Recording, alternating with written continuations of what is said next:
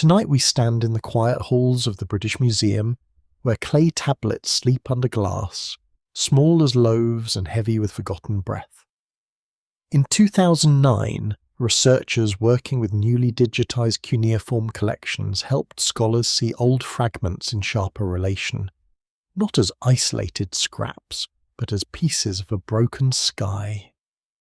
Professor Andrew George, long associated with the study of Babylonian literature, showed how damaged tablets can still whisper when placed beside their relatives. You are not entering fantasy tonight.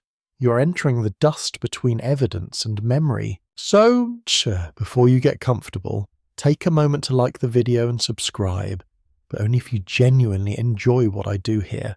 And as the room grows still, you may write where you are listening from and your local time, because somewhere else, under another ceiling, another listener is also drifting toward the same ancient dark. The question is simple, although it does not stay simple for long. What existed before the Anunnaki? You hear that name often, usually carried by thunder, internet mystery, and badly lit documentaries. Yet in the oldest Mesopotamian world, the Anunnaki are not merely visitors from some distant star. They are divine beings within a layered sacred order, appearing in Sumerian and Akkadian traditions, shifting in meaning across centuries. Records confirm that their role changes from text to text, sometimes linked with heaven, sometimes with the underworld, sometimes with judgment, rank, and fate. Already, the ground moves under your feet. The clay tablet before you is not clean, its surface is chipped, its edges bitten by time, and its signs lean into one another like reeds after floodwater. A museum label might describe it neatly, naming a period, a city, a language, a shelf mark, but the tablet itself feels less polite. It does not offer a complete story, it offers damage. And damage can become a doorway. You imagine the scribe who pressed those signs with a reed stylus. He does not write for you, he writes under lamplight, perhaps near the smell of heated oil, damp clay, and wool robes carrying the dust of a courtyard. Outside, sandals scrape along baked brick, somewhere. Water slides through a canal, somewhere else. A priest murmurs a name that must be pronounced correctly. A name matters in this world. To name a god is to place that god inside order. To write a divine title is to fix breath into clay. Yet what happens when a power is older than its name, or when a name has been deliberately replaced? That is where the idea of a negative civilization begins to breathe. Not as a proven kingdom with walls and kings, but as a shadowed possibility inside the logic of ancient memory. It is not a civilization made of towers. It is a civilization suggested by absence. You stand in your mind on the southern Mesopotamian plain long before the great empires. The air is warm and thick, the horizon is low, almost uncertain, where reed beds tremble in the heat. The rivers do not behave like lines on a school map. They wander, split, flood, abandon and return. Mud becomes field, field becomes settlement, settlement becomes shrine, and shrine becomes city. Then the city claims it was always meant to exist. Mainstream archaeology gives you firm stones beneath this dream. Excavations at sites such as Uruk and Eridu have shown that southern Mesopotamia saw the rise of complex urban life. Temple institutions, administrative systems, and writing over many centuries. Scholars at universities such as Oxford and Chicago have long studied how these developments emerged from local growth, trade, labour, ritual, and environmental pressure. That is the solid road. But beside it runs a darker path. Some fringe writers claim that before the Anunnaki, there were beings of negation, entities not remembered as creators, but as those who withheld creation. They are said to have left no statues because statues belong to presence. They left no hymns because hymns belong to worship. They survive only as gaps, reversals, and strange stances in later myths. It sounds fanciful. Of course, very convenient. 2. Invisible civilizations do have excellent hiding skills. Still, ancient texts often preserve more than they intend. A damaged line in a god list, a repeated phrase about primeval waters, a strange ordering of divine generations, a myth that begins after something has already happened. These are not proofs of a negative civilization, but they are invitations to look at how ancient people imagined the time before time. Even respected scholars disagree about how much of these myths reflects memory, theology, politics, or poetic structure. The debate remains open, especially when the evidence arrives broken, late, copied, and recited through many hands. So you do not rush. You let the tablet remain incomplete. In Mesopotamian thought, the world often begins with waters, darkness, separation. The ordered world is carved out of something unformed. Later gods rule, judge, assign tasks, and organize the heavens. But the beginning itself is uneasy. It is not empty in a modern sense. It is thick, hidden, and resistant, like black water under a closed door. Perhaps the Anunnaki did not stand at the first threshold. Perhaps they inherited one. This is the first quiet disturbance in the story. The gods we name may not be the oldest layer. They may be the layer that survived writing, temple authority, and later copying. They may be the visible face of a much deeper religious landscape, where older forces were softened, reorganized, or buried under new divine families. You can almost feel the process happening. An old shrine receives a new god, an older spirit becomes a servant, a terrifying force becomes a footnote. A local memory becomes a line in a myth no one fully explains anymore. This is not strange. It happens across human history. Conquest does it. Reform does it. Forgetfulness does it very efficiently, with no army required. The negative civilization then is not introduced as fact. It is introduced as pressure. It presses from beneath the official story like moisture rising through a mud brick wall. It suggests that before the divine hierarchy we recognize there may have been a world imagined through absence, denial, reversal, and silence. Not a world without beings, but a world where beings were not yet arranged into the later sacred order. The unsettling part is how calm it feels. There is no need for thunder. A clay tablet under glass is enough. A broken sign is enough. A city built over older occupation is enough. You look at the fragment, and you understand that history rarely begins to where the surviving documents begin. Writing is not the dawn. Writing is a lamp carried into a room that was already old, and the lamp is small. Around it, darkness remains. Somewhere in that darkness, the Anunnaki wait for their names to become powerful, somewhere deeper soul. Another structure may have existed, not remembered as a kingdom, not preserved as a dynasty, but sensed as the negative space around later creation. A civilization of absence, a memory before memory. A silence from which the named gods slowly rise. You do not have to believe it completely. You only have to notice the shape it leaves behind.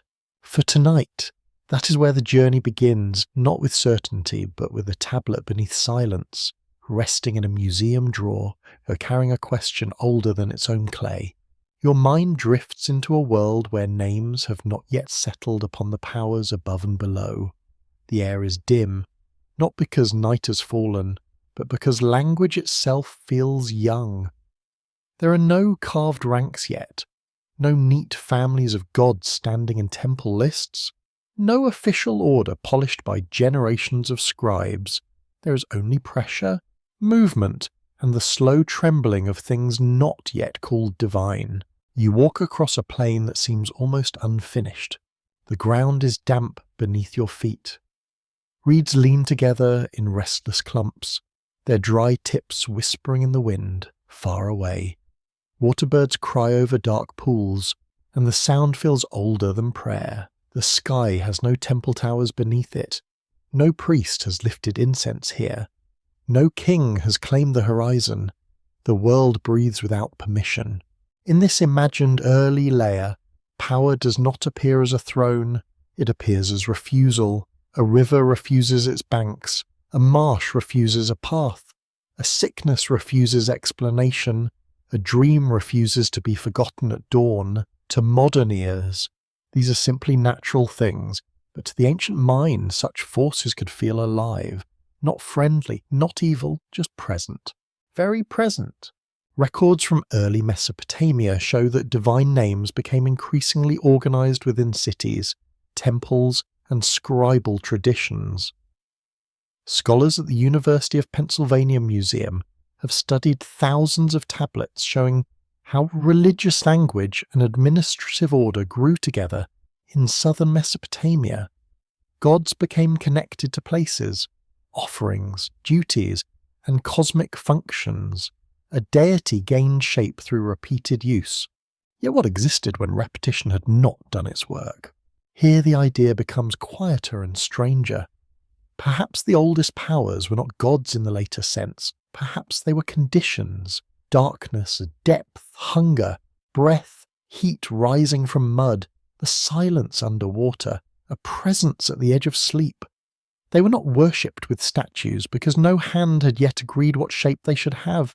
They were not placed in family trees because nobody had yet trimmed the wild forest of the sacred.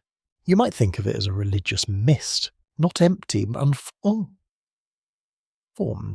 A fringe tidbit, sometimes whispered in alternative circles, claims that the negative civilization was not made of people at all.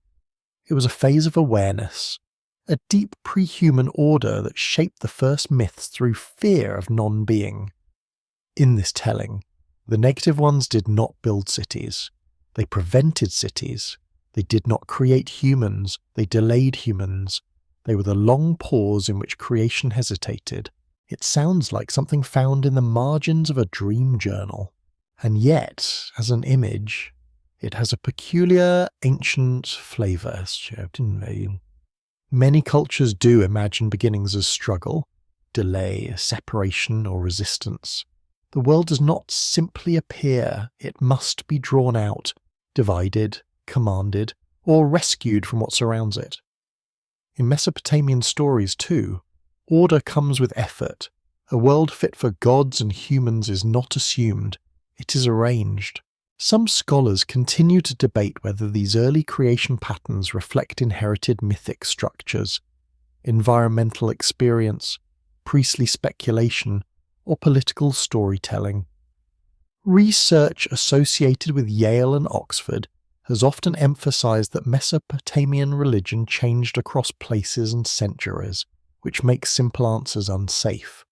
The old texts are not windows made of clean glass. They're layered curtains.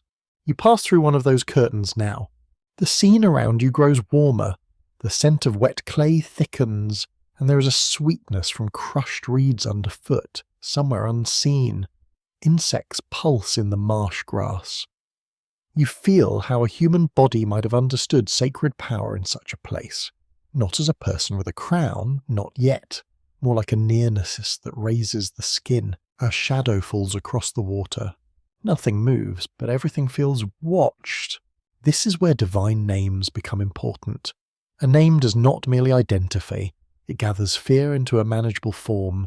It gives the mouth something to do when the night feels too large. The unknown becomes a being. The being receives a story. The story receives a ritual. The ritual receives a building. The building becomes an institution. And then, much later, someone mistakes the institution for the beginning. Ancient history is full of such mistakes.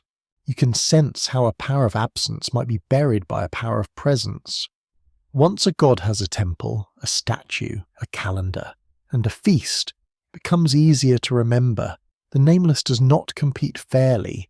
It remains outside the wall, in abandoned phrases and strange beginnings.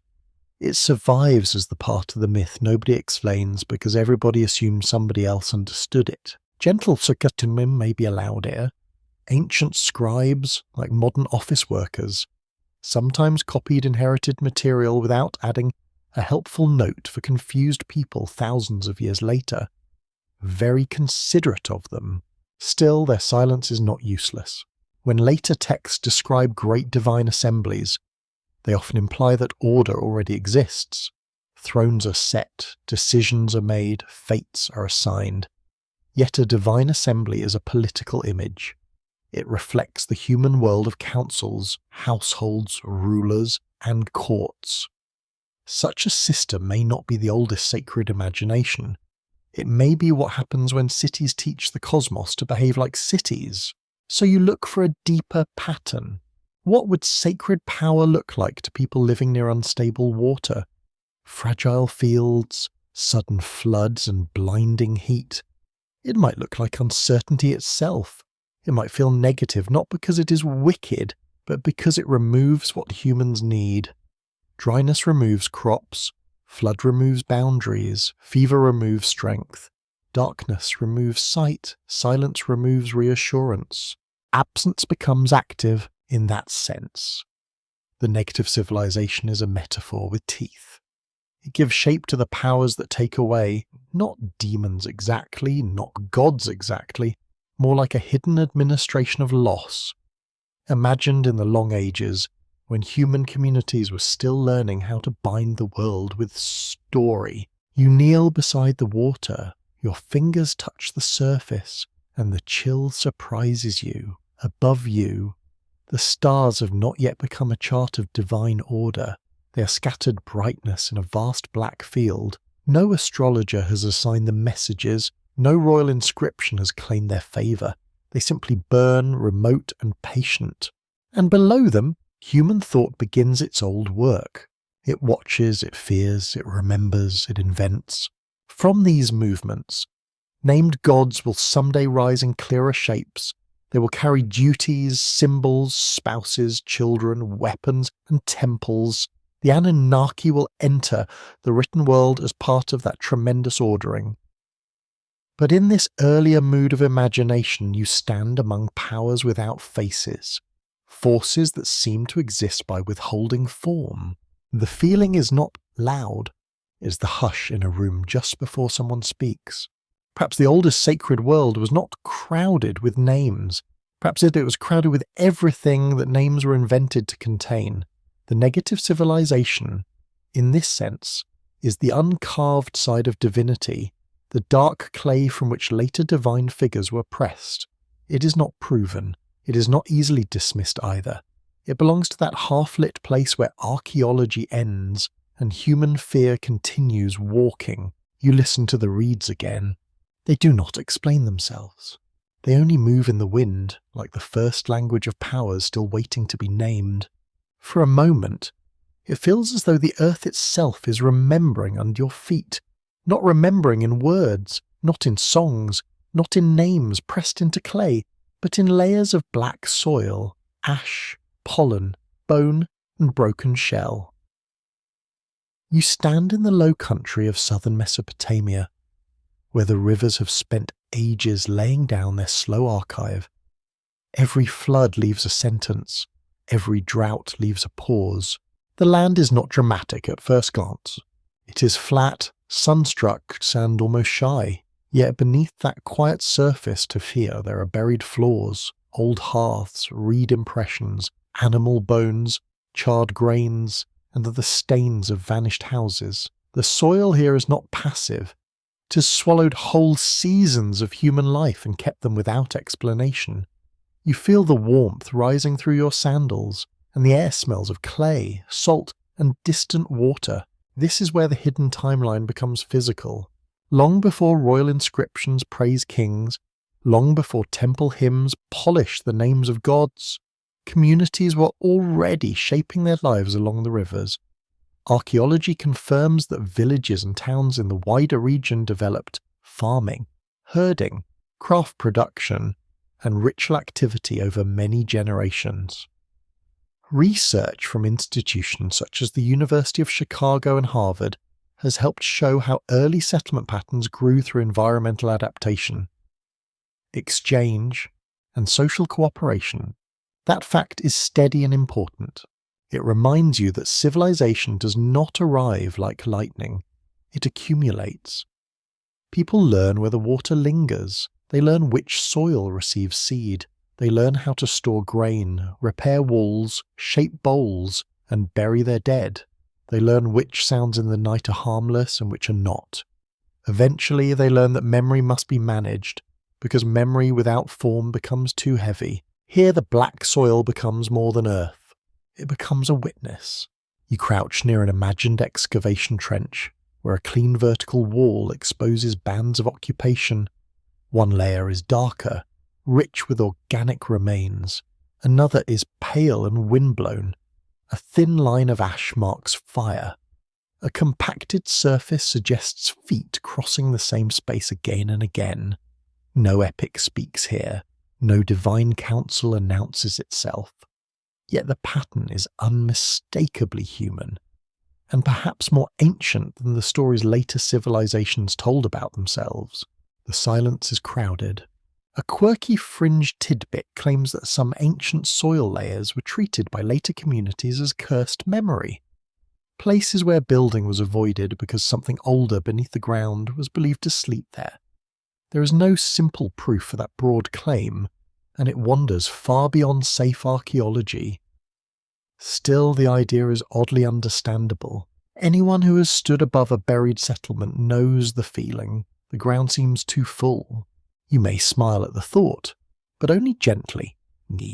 Humans have always been excellent at turning uncomfortable dirt into sacred warning. We do it with graveyards, ruins, battlefields, and abandoned houses with suspiciously affordable rent. The ancient world simply did it with better lighting, fewer property agents, and more incense. Still, something quite real hides inside the joke. Ancient communities often treated landscapes as storied places. Springs, mounds, marsh edges, old ruins, and unusual stones could gather meaning over time. Scholars continue to debate how far prehistoric ritual practices influenced later Mesopotamian religion.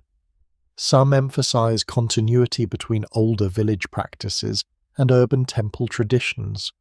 Others warn that the evidence is too fragmentary to trace a clean line. The discussion remains alive because the soil speaks in traces, not paragraphs. You look across the plain and notice the mounds. They rise gently, almost like sleeping animals, formed by centuries of rebuilding in the same place. A house collapses, another rises above it. A wall falls, another wall cuts through the old one. The dead are placed near the living. Hearths move, courtyards shift. Generations climb upward without meaning to, until the settlement itself becomes a hill. To later people, such mounds may have seemed uncanny. They are human-made, yet they look like natural earth. They are old, yet they remain present. They contain pottery, bones, tools, and sometimes forgotten burials. They may have suggested that earlier beings still occupied the land in some buried sense, not walking in sunlight, perhaps, but pressing upward through memory. This is where the negative civilization gains another possible meaning. It may not be a lost empire at all. It may be the memory of those who came before writing made authority official. Their world is negative because it survives as an imprint rather than a portrait. You do not see their faces. You see the hollow where their houses were. You do not hear their prayers. You find the ash of their hearths. You do not read their laws. You feel the arrangement of their rooms. Absence becomes evidence again. In later Mesopotamian imagination, the floodplain is never simply background. Water is danger and blessing together. Mud is the material of bricks, fields, bodies, and stories. The very substance beneath your feet can become city wall, tablet, canal bank, or burial fill. It can hold a seed and then hold a skeleton. That double nature gives the land its strange authority. The earth makes life. The earth takes it back. You begin to understand why early people may have sensed older powers in the ground, not shining beings descending from the sky. but buried pressures rising from below, ancestors, abandoned shrines, forgotten settlements, and half-remembered rites could merge into a single feeling. Something was here before us. Something remains beneath us. Something may not welcome being disturbed. A small wind drags dust across the plain. It touches your face like a warning without anger. The mainstream record keeps you anchored. The growth of agriculture and permanent settlement in the ancient Near East changed human society profoundly, creating new relationships with land, labour, storage, ancestry, and sacred space. Those changes did not require supernatural architects. They required generations of human attention, trial, hunger, patience, and invention. The miracle, if there is one, is that ordinary survival became complicated enough to need gods, and perhaps that is the deeper unease. When later myths speak of divine beings organising creation, they may echo the old human experience of organising mud. To dig a canal is to argue with water. To build a granary is to argue with hunger. To raise a shrine is to argue with fear. Every act of settlement pushes against disappearance. Every wall says, "Not yet." The negative civilization, then, may be the name given to what settlement resisted. Flood, waste, erasure, unrecorded ancestry, and the unmarked dead all belong to its realm. It is not merely before the Anunnaki in time, it is beneath them in meaning. It is the black soil memory over which divine systems were built, the ancient dark from which named order slowly rose. You straighten from the trench, the sun lowers, the exposed layers cool. Somewhere, a trowel rests beside a pottery shard, and the sight becomes quiet enough to hear insects waking in the grass. The soil does not confess. It does not solve the mystery. It only holds the pressure of lives that left no tablets, no royal hymns, and no clear names. Yet their absence is not empty. It is rich, dark, and patient. It waits beneath every later story like fertile mud under a temple floor.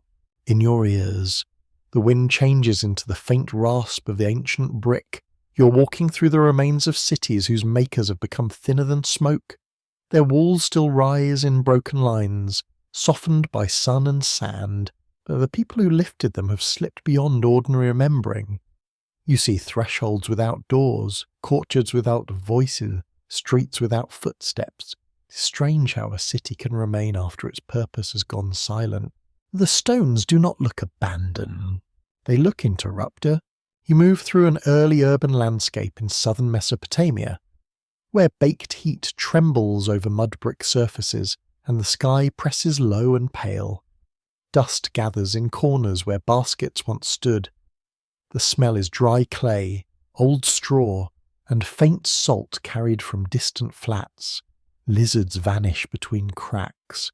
Somewhere, a loose shard shifts under your step with a small the guilty sound. A city is never just buildings.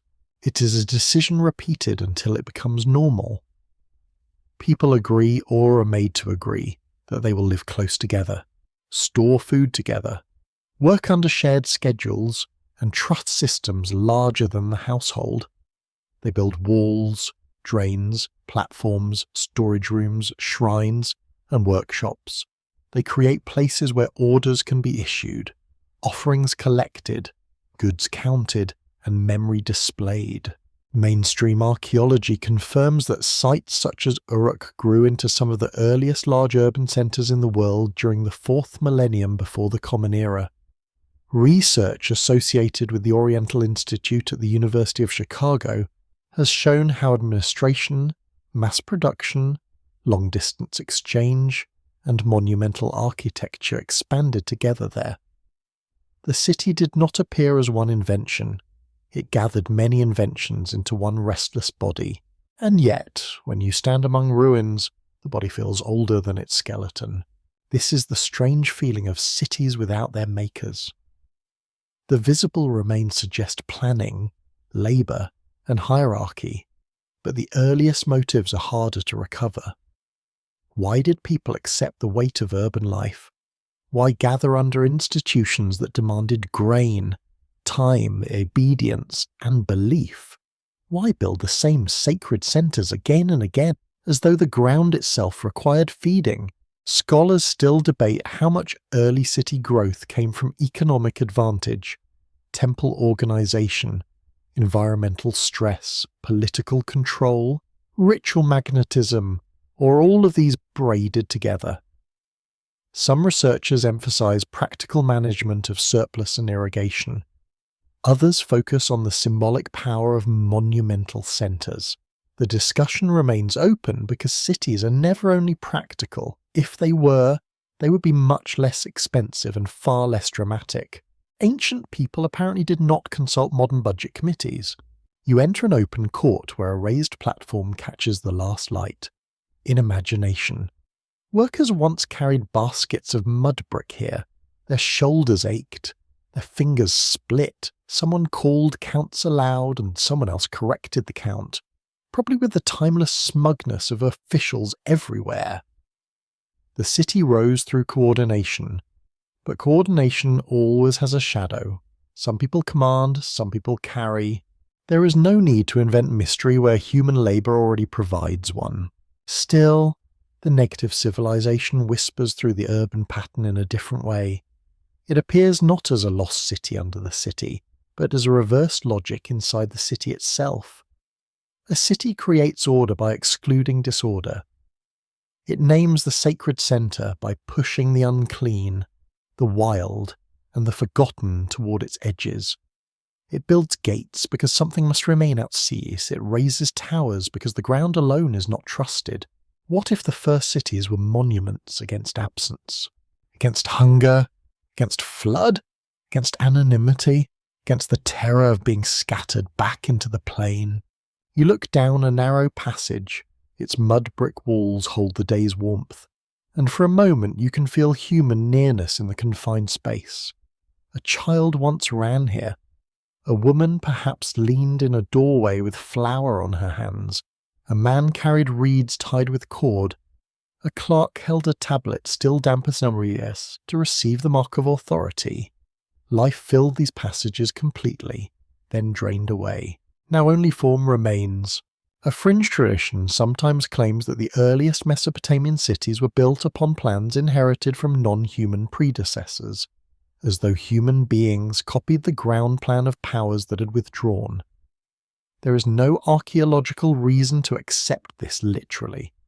Plans change, walls are rebuilt, and urban form often reflects ordinary human needs. Yet as a mythic image, the claim reveals something revealing. People sense that cities feel bigger than the people inside them. That feeling is not foolish. A city outlives the body. It keeps records after voices fail. It stores grain after the reaper dies. It preserves a god's house longer than any worshipper's breath. To live in a city is to be surrounded by structures that seem almost immortal compared with you.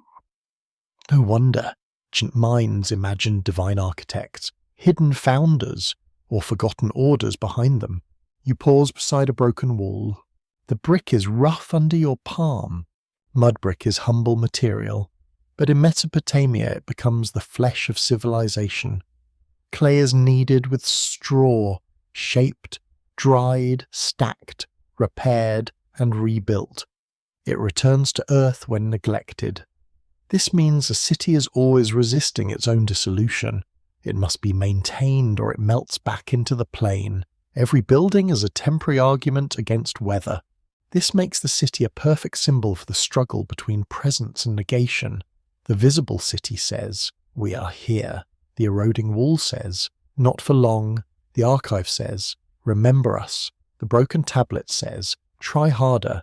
Somewhere between those voices, the hidden story takes shape. Perhaps the negative civilization is not a people who vanished. Perhaps this is the force that all cities were built to deny. You can imagine early urban builders sensing this without ever saying it plainly. The marsh waits. The desert waits. The river waits. The dead wait beneath floors and outside walls. The city must be richly renewed because the world beyond it is always leaning inward. Offerings, processions, measurements, and sacred boundaries are not decoration. They are maintenance against collapse. In later divine systems, gods take responsibility for order. They assign offices, guard cities, receive offerings, and secure kingship. Yet older urban memory may have contained a more anxious truth. Order is fragile. It is made by hands. It survives only through repetition. When repetition stops, the negative returns quietly, not with invasion, but with dust, weed roots, cracked plaster, and silence. You step into what may once have been a storage room. The air feels cooler.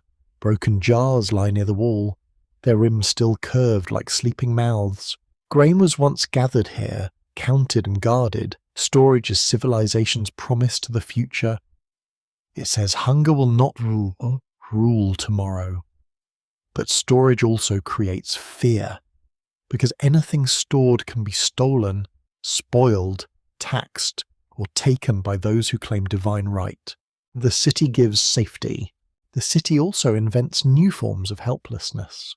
This is why the ruins feel so unsettled. They are not only evidence of success, they are evidence of dependence. Once people build systems, they must serve them.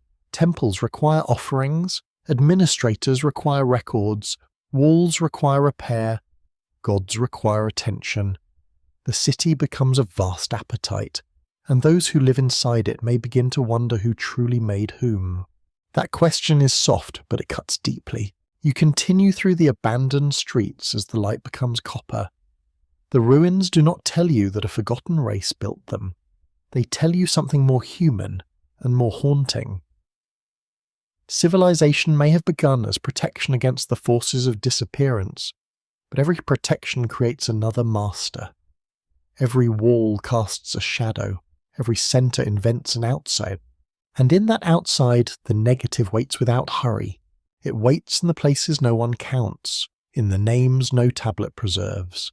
In the silence before official memory begins, the city stands as an answer, but the question beneath it remains. Who taught human beings to fear emptiness so much that they built a world to keep it away?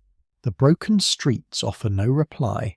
They only lead onward, through warm dust and fading light. The dust beneath you deepens into a kind of threshold. You are no longer walking only among ruins, soil, or softened walls. You are entering an idea, and ideas can be more dangerous than stones because they move without leaving footprints. The negative kingdom rises here, not as a place on a map, but as a reverse image of everything ancient cities tried to become. It is a kingdom made from absence. Not empty absence, not simple nothing, but a charged and watchful lack. You feel it in the pause before a name is spoken. You sense it in the black gap behind a broken inscription. You notice it whenever a myth begins with order already established, while refusing to explain who cleared the darkness first. This is the strange mirror world where creation is not yet allowed to be creation. The air seems cooler now. You stand in a half-imagined chamber beneath an early temple platform. The ceiling is low. The walls smell of old clay, damp straw, and trapped heat from centuries above. A small lamp burns with a weak flame, and its smoke leaves a bitter trace in your throat. Every sound feels too close. Your own breath returns to you from the wall. Here, the negative kingdom can be pictured not as a royal court full of jewelled figures, but as an inverted order. Where later gods sit enthroned, these powers withdraw. Where temples display statues, this realm refuses faces. Where kings carve their victories, this realm leaves no boast. It is not destruction in the noisy sense. It is withholding, delaying, covering, and unmaking. Through quiet pressure, the idea feels unsettling because it imitates civilization backward. A normal kingdom claims land. This one claims silence. A normal dynasty preserves names. This one dissolves them. A normal cult invites offerings. This one survives through things never offered. Words never written, and histories never allowed to become official. It is a shadow government of memory, if one may say that gently, and with a proper respect for how dramatic humans become near old pottery. The mainstream fact remains clear. Mesopotamian religion developed through complex local traditions, city patron deities, scribal schools, temple economies, and centuries of reinterpretation. Scholars at Yale, Oxford, and the University of Chicago have shown that gods could shift roles over time as cities rose, declined, merged, and inherited one another's myths. Sacred order was not frozen, it was edited, taught, performed, and rebuilt. That steady fact makes the negative kingdom more interesting, not less. If divine systems changed, then older layers could be hidden inside later arrangements. A deity may absorb a function once held by another power. A frightening force may become a servant, a monster, a defeated ancestor, or a vague phrase at the beginning of a ritual. In that sense, the hidden kingdom is not outside history.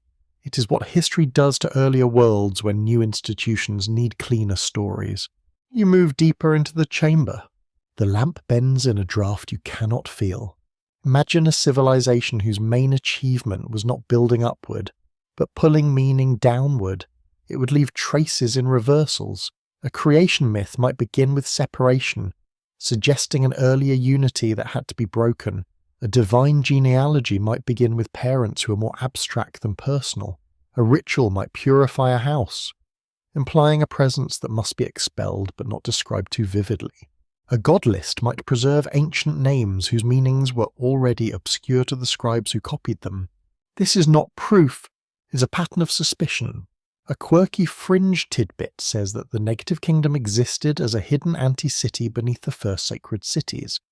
A place where laws were reversed, offerings were buried instead of raised, and rulers were remembered only by the erasure of their names. There is no reliable excavation of such an anti-city, and no responsible historian would place it on a museum map. Still, the image captures something that genuine archaeology often reveals in quieter form. Beneath every visible city are earlier phases, older walls, forgotten floors, and lives overwritten by construction. The underground has always been good at symbolism. Ancient people knew this well. The underworld was not just a place of death, it was a realm of depth, distance, and limitation. Seeds entered the ground before rising. Bodies entered the ground and did not return in the same way. Foundations went down before temples rose. Depth held both danger and potential. The hidden and the fertile shared the same darkness. That may be why a negative realm feels possible in mythic thinking. It would not simply oppose creation. It would cradle creation before permitting it to appear. It would hold forms in suspension, like unbaked bricks waiting beside a kiln. It would not be evil in the simple sense. Ancient cosmologies are usually more patient than modern arguments. They understand that darkness can be womb, grave, storage room, and threat at the same time. Scholarly debate remains open on how early Mesopotamian cosmological imagery developed from older ritual landscapes. Some specialists view primeval waters and shadow depths as poetic theology. Others see echoes of prehistoric environmental experience, especially life among marshes, floods, and unstable land. A cautious researcher would not call this a lost civilization. A storyteller may call it the memory of resistance before form. You hold both thoughts together. That is the honest way. In this chamber of imagination, the negative kingdom has its own strange order. Not kings, perhaps, but levels of refusal. First, the refusal of shape, then fahul, the refusal of name, then the refusal of memory. Finally, the refusal of return. Each level removes something human beings need to feel secure, a face to recognize, a word to speak, a story to repeat, a path back to safety. You see why later religion would answer such terror with organization. It would give gods titles, it would give temples measurements, it would give ritual sequences, it would give the dead offerings and the living calendars. Order is not only control, it is comfort made visible. A festival says the year can be trusted. A hymn says the god can be reached. A tablet says the words will not vanish when the singer is gone. But the negative kingdom whispers that all this order is temporary. The name can be forgotten, the statue can break, the calendar can fail, the tablet can sleep unread for thousands of years under dirt. A language can die so completely that its signs become decoration to the people walking above them. The greatest achievement of absence is that it does not need to conquer, it only waits long enough. You feel the quiet sarcasm of deep time. Empires make announcements, dust does not. Perhaps that is why the idea clings so tightly to the imagination. The negative kingdom is not only about what came before the Anunnaki, it is about what comes before every official story. It is the unsorted world, the unapproved memory, the strange older pressure that later systems must tame. It is the reason creation myths need beginnings, because beginnings protect us from asking what the beginning replaced. The lamp lowers, shadows lengthen across the clay wall. You understand now that this kingdom has no borders, because its border is wherever certainty becomes thin. It has no capital, because its capital is the missing line. It has no throne, because a throne would make it too visible, and visibility would ruin its power. So the negative kingdom remains half thought, half wound. It is a reverse mirror held up to civilization, showing how every act of naming depends on what cannot be named. It waits beneath sacred authority, beneath divine order, beneath the confident lists of gods and rulers not gone, only unnamed. The silence opens into a gallery of missing faces. You walk not among statues, but among the places where statues should have stood. Niches wait in walls, pedestals hold only dust. A broken platform catches moonlight through a roof that is no longer there. So, the feeling is not emptiness exactly. It is more like arriving at a ceremony after every participant has stepped away. Cold air touches your hands. You are looking for those who left no statues, the ones remembered not by images but by refusal. Ancient Mesopotamia loved presence. Its temples housed divine images. Its rulers carved victories. Its scribes listed names with a remarkable patience. To be named, shaped, and placed within a sacred or political order was to be pulled towards survival.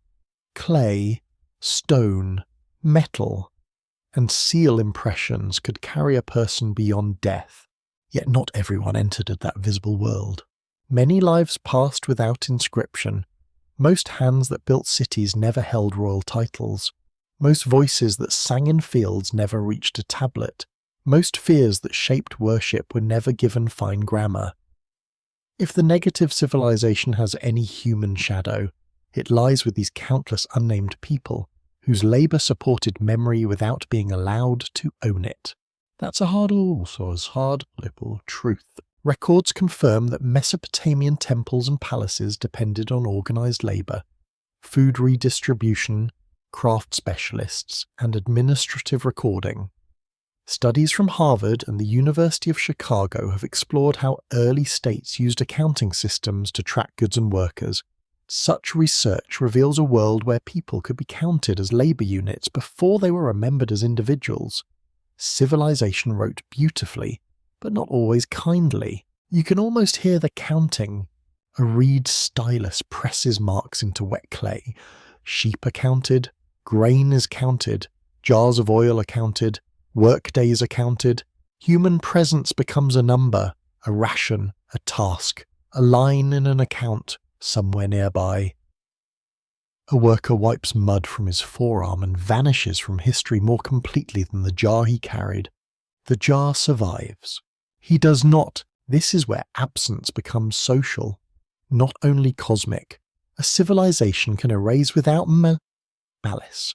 Simply by deciding what deserves record. Kings deserve names, gods deserve titles, fields deserve boundaries, workers deserve rations. That is the quiet cruelty of administrative memory.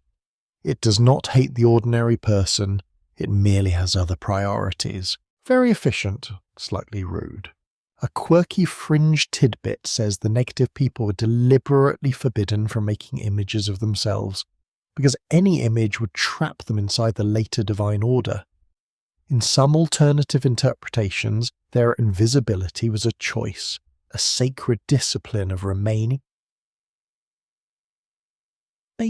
ungrasped. There is no dependable evidence for such a society.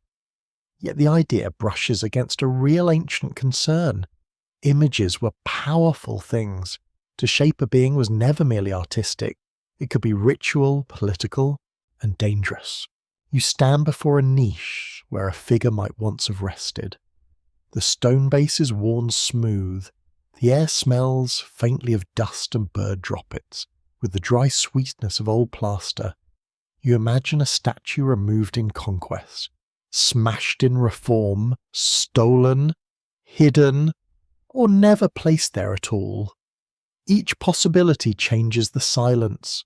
A missing statue is not always the same kind of absence. Sometimes removal is violence, sometimes it is protection, sometimes it is forgetting. Ancient societies often broke images to break power. They defaced names to wound memory. They carried divine statues away to humiliate cities. A deity's image could embody presence, and a royal inscription could extend authority across time. This is why the lack of images matters. It may mean poverty, accident, humility, taboo, destruction, or simple loss. The absence itself asks to be interpreted, while refusing to behave. Scholars can choose to debate how to read missing evidence in early religious history. Researchers at Oxford and Yale have warned that absence cannot automatically prove suppression or secrecy. At the same time, patterns of omission can reveal social boundaries, especially when some groups are carefully recorded while others appear only indirectly. The question remains delicate. Silence may be accidental, but it may also be structured. You pass into a courtyard where moonlight lies flat across the ground. At the edge, broken seal impressions show little scenes of animals, figures, and ritual gestures. A seal is a small object with large ambitions, rolled across clay. It says this transaction belongs to someone. This door has been closed by authority. This jar is counted. This bundle is not yours. Thank you very much. The ancient world adored paperwork in clay form.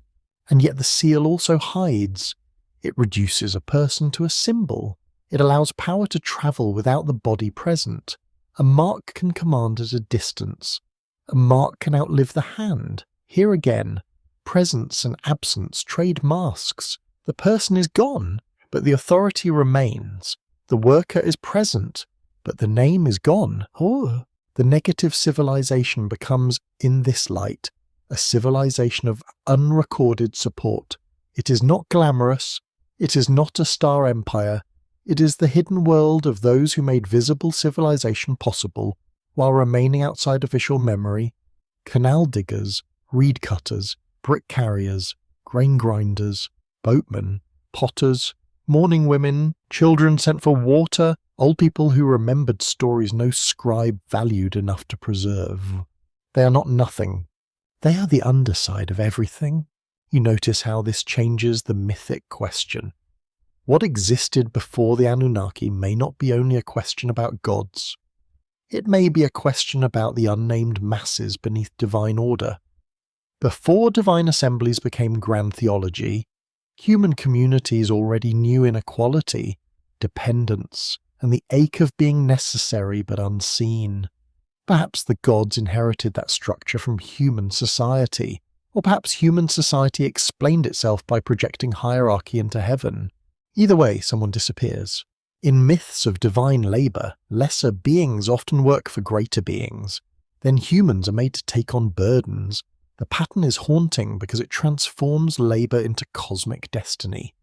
Work is not merely social necessity, it becomes part of the architecture of existence. If you are tired, perhaps heaven planned it that way. Convenient, is it not? especially for whoever is not carrying the basket. A soft wind moves through the courtyard. Dust crosses the moonlit floor. You think of those who left no statues as a double absence. They are absent from royal memory, and perhaps their older spirits are absent from later myths. Yet their pressure remains in the built world. The city walls are their bodies extended into architecture. The canals are their arms drawn through the land. The temple platforms are their lifted shoulders made permanent in mud brick. No statue is needed for that kind of haunting. Mainstream archaeology keeps revealing such lives through small evidence. Bones show diet and disease. Tools show repetitive labour. Houses show inequality. Burial goods show difference in status. Grinding stones show the daily work of feeding households. These are not dramatic finds for people who want golden masks, but they are more intimate. They bring you closer to the breath of the many. Perhaps that is why the missing statues feel so powerful. A statue can simplify a life into dignity. Absence leaves the life scattered, unfinished, and unresolved. You cannot admire the face and move on. You must imagine the whole body bending in heat, carrying water, shaping bricks, fearing flood, soothing children, and glancing toward a temple whose god had a finer house than almost everyone else. The gallery around you grows darker. Those who left no statues are not silent because they had nothing to say. They are silent because history's hearing was selective. Their world may be the truest negative civilization, not a race of hidden masters, but a vast human depth beneath named power. They existed before the gods were fully arranged in writing, and they continued underneath them afterward. You leave the empty niche behind. It does not become full, but somehow as you walk away, the absence feels inhabited. The sound of clay scraping clay rises softly in the dark.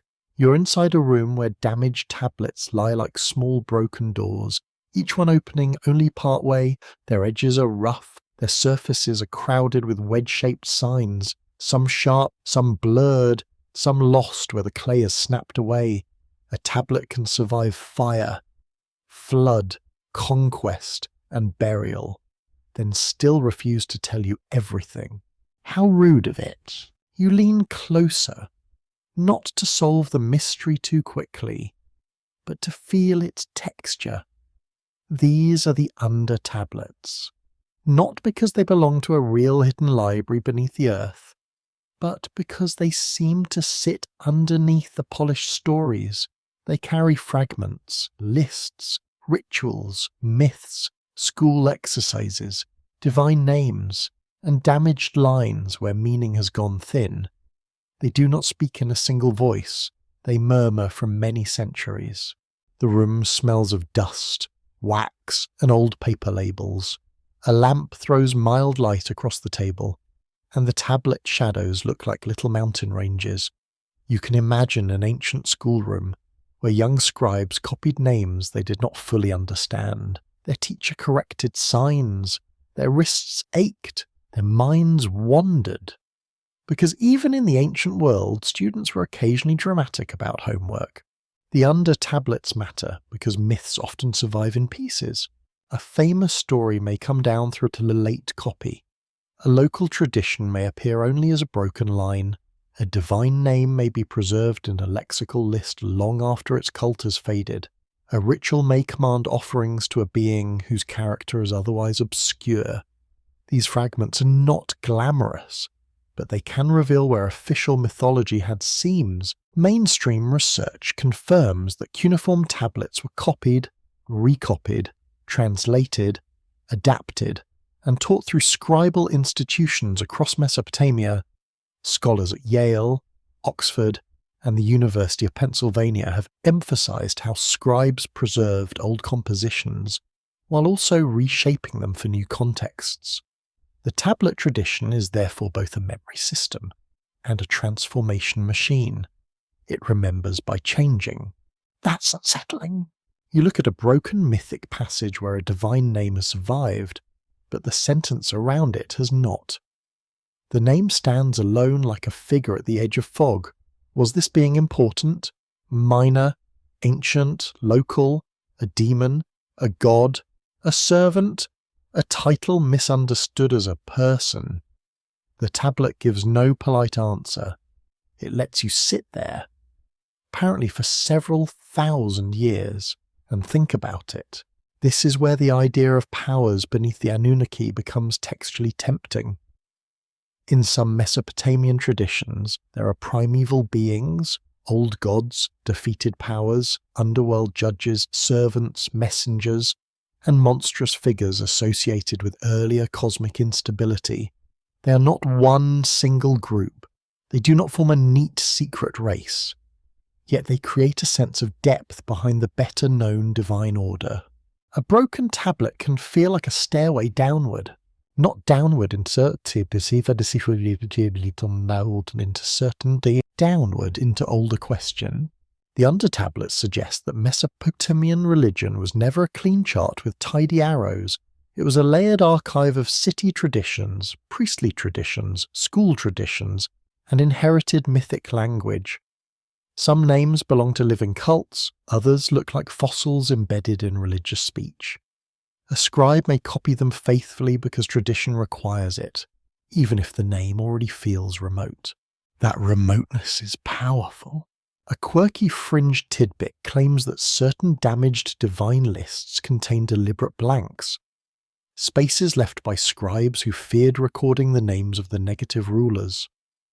This idea is not accepted in standard scholarship, and many blanks are simply damage, layout, or lost signs. Still, the fantasy persists because blanks feel meaningful. Human beings dislike empty spaces in sacred documents. We immediately suspect drama, conspiracy, or at least a very nervous intern with a reed stylus. Yet genuine scholarship does take a mission seriously. Not every missing line is an accident, and not every silence has the same cause. Some names vanish because cults decline, some become obscure through language change, some are replaced by more dominant gods, some survive only in learned lists, where scribes collect old religious material with almost museum-like care. The open debate concerns how much these survivals reflect active worship, inherited scholarship, or older mythic memory. You turn another tablet in your mind. On one side, administrative order, on the other, mythic depth. That is the beauty of cuneiform archives. They can record sheep, barley, beer, land, labour, omens, kings, bells, hymns, and cosmic beginnings. The same writing system that counts jars of oil can preserve a vision of divine conflict. The practical and the sacred are not distant neighbours. They share walls. This matters for the negative civilization. If the hidden world existed as memory, it would not need a single grand inscription saying, "Here we are, the forgotten ones." Please enjoy our official history. Ancient evidence is rarely that considerate. Instead, it might appear through recurring shapes. Older powers demoted, strange ancestors of gods, primeval depths, labour before humanity, missing creators, beings who stand close to the beginning but do not receive full worship in later temple systems. The pattern is suggestive but unstable. That is why you walk slowly. In the tablet room, each fragment asks for humility. A single damaged sign can change a reading. A restored word may be probable, but not certain. A myth preserved in a late copy may reflect older material, but how old remains debated. A divine name may have several meanings depending on period and region. Ancient religion was not one book. It was a shifting weather system. You listen to that weather in silence.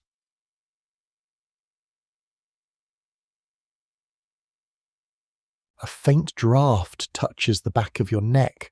The lamp flickers, and the other signs seem to deepen. You imagine a scribe copying a composition about divine origins. He presses one name, then another, following a tradition older than his own city. Perhaps he knows what all the names mean. Perhaps he does not. Perhaps he believes the act of copying itself protects the order of the world. Writing becomes ritual. Ritual becomes preservation. Preservation becomes concealment. The undertablets reveal that memory can survive in forms no longer understood by those who carry it. That is one of history's strangest gifts. People inherit words, gestures, and names that once burned with meaning, then repeat them because repetition itself feels sacred. Over time, the original fire dims, but the ashes remain warm enough to trouble later hands. Perhaps the negative civilization lives there, not as a hidden chapter waiting intact, but as warmth under ash. A set of pressures inside damaged texts. A hint that before the gods were arranged into familiar hierarchies, the sacred world contained older forces, older fears, and older ways of imagining power. The undertablets do not reveal a lost empire. They reveal that no myth begins exactly where it says it begins. You draw back from the table, the clay rests in silence again. Its broken lines do not answer directly, but they preserve the feeling of something beneath, something copied, reduced, renamed, or half forgotten, something that passed through scribal hands like a shadow under wet clay. You leave the room with no final proof, only a deeper unease, and the quiet knowledge that fragments often protect mysteries better than complete stories ever could. Your thoughts descend into a place older than architecture, older than royal memory, older than any shrine with a door. There are no streets here, no storage room, no tablets drying in the sun. There is only the first structure before structure.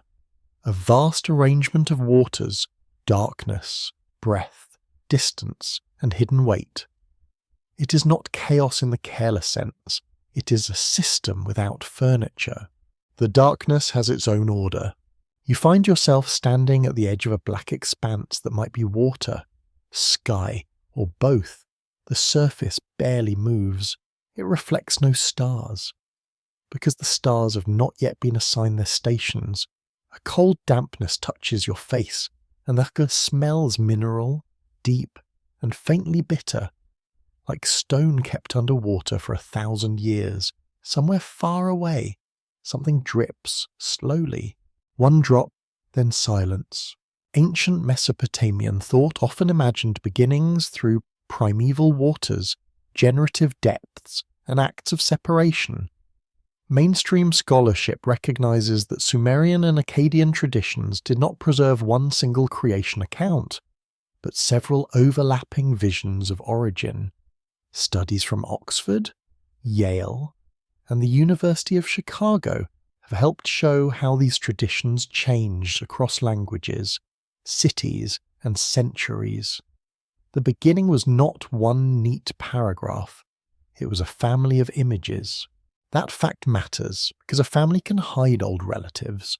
Before heaven is raised, before earth is firm, before gods take positions in councils, there is a more difficult question. What is the system that allows any system to appear?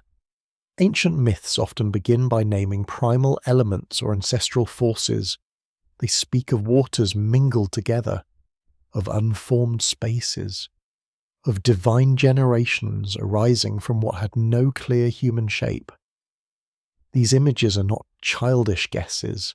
They are deep attempts to imagine possibility itself. You stand in that possibility. There is no temple, but there is depth. There is no king, but there is sequence. There is no written law, but there is relation.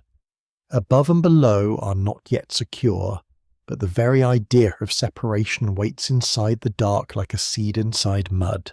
The hidden structure is not built from bricks. It is built from distinctions that have not yet been spoken. Here the negative civilization becomes less like a lost society and more like a forgotten cosmology. It is the order that precedes order, the realm of forces that must be divided, named or suppressed, before the world becomes livable. If later gods rule the arranged universe, then these older powers belong to the unarranged universe, not meaningless, but resistant to human comfort. That resistance feels almost bone. A fringe tidbit from alternative myth readers claims that the negative ones were custodians of the uncreated pattern, preventing the universe from becoming too solid too quickly. In that view, creation itself was not an immediate victory, but a negotiation with refusal. There is no standard evidence for a hidden race of such custodians. Of course, the clay tablets do not politely provide their office directory. Still, the image has symbolic force. Creation stories often treat the world as something drawn out of a prior depth. The act of making is also an act of limiting. To form land is to limit water. To place heaven above is to limit the sky. To create humans is to limit dust into bodies. Every created thing gains shape by losing other possibilities. That is a quiet and unsettling thought. The uncreated is larger than the created. Perhaps this is why early cosmology can feel so heavy. It is not merely explaining where things came from, it is mourning what had to be closed off for existence to begin. A world with rivers, cities, cattle, storms, kings, and labour is also a world where formlessness has been wounded. Creation is beautiful, yes, but it is not innocent. It cuts. You hear another drop fall in the dark. It sounds almost deliberate. Scholars continue to debate how much Mesopotamian cosmic imagery reflects inherited oral tradition, priestly speculation, older environmental memory, or learned scribal arrangement. Some emphasize the marshland setting, where water and land truly interpenetrate in unstable ways. Others warn that myth cannot be reduced to geography, because theology has its own imagination. The open question remains delicate. The ancient mind used landscape, but did not merely copy it, so you hold the marsh and the heavens together. The system before heaven may have contained levels of depth rather than levels of height. Human beings later love vertical order. Heaven above, earth in the middle, underworld below. It feels tidy, very convenient for diagrams, and for anyone trying to explain the universe before bedtime. Yet a prior system may have been more fluid, arranged by nearness to form rather than by altitude. Some things are almost named, some are nearly shaped, some are still hidden. In such a system, the negative is not evil. It is prior. It represents what has not consented to become visible. It is the deep storehouse of unrealized forms, unborn names, and unassigned powers. Later, divine order must draw from it, but also defend against it. Too much contact with the unformed threatens the world. Too little contact leaves creation sterile. The balance is uneasy. An ancient myth knows uneasy balances very well. You begin to see a pattern of 4 quiet thresholds. First comes depth, the dark reservoir from which all things may arise. Then comes separation, the first wound that makes form possible. Then comes naming, the act that binds a force to memory. Then comes assignment, where gods, humans, stars, cities, and duties receive their places. The Anunnaki belong to the world where assignment has already become powerful. The negative belongs to the realm before assignment hardens. The thought is slow but sharp. It suggests that the real mystery is not who ruled before the known gods. The deeper mystery is what kind of reality needed ruling at all. Was the first sacred system a government of beings, or a grammar of existence? Were the earliest powers imagined as persons, or did personhood come later, when cities taught people to see authority everywhere? The darkness gives no easy answer. It only surrounds you. You step forward, and the ground becomes uncertain. It feels like silt beneath shallow water, soft enough to remember every footstep, unstable enough to erase it. This is the perfect landscape for a system before heaven. Nothing holds permanently, yet everything receives impression. The world is ready to be written, but the first tablet is still wet. Perhaps that is what frightens us most about origins. They're too open. Once a story is written, it has edges. Once a god is named, fear becomes addressable once heaven is placed above earth. The mind can rest a little, but before that, everything touches everything else. Water touches darkness, breath touches silence, potential touches dread. No wall protects the listener from the whole. A soft current moves around your ankles. You realize that the negative civilization may be the ancient human attempt to imagine this overwhelming before, not a civilization of monuments, but a civilization of conditions. Its citizens are absence, depth, delay, shadow, an unchosen possibility. Its laws are not commands, but refusals. Its architecture is the space from which all later architecture must emerge. The system before heaven remains unlit. Yet it is not gone. It waits inside the first lines of creation stories, inside the primeval waters, inside every myth that begins by dividing what was once indistinct. It waits where scholars speak cautiously, where fringe imagination becomes too confident, and where the clay itself keeps its oldest darkness close. You stand before that darkness and feel it breathing without lungs. The world has not yet begun, and somehow it is already full. The air changes into the smell of sweat, damp rope, and clay baskets. You're no longer standing at the edge of cosmic waters. You are in a place where work has already begun. Although humanity has not yet been called into its familiar role, the ground is scarred by channels. Loads are being carried, measures are being taken, the world feels organised but not merciful. Someone labours in the half-light. You cannot see their faces clearly.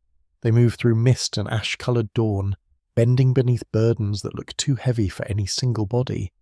Their feet sink into mud, their hands lift earth from one place to another. Again and again baskets rise, sway and empty. No song softens the rhythm. No festival brightens the task.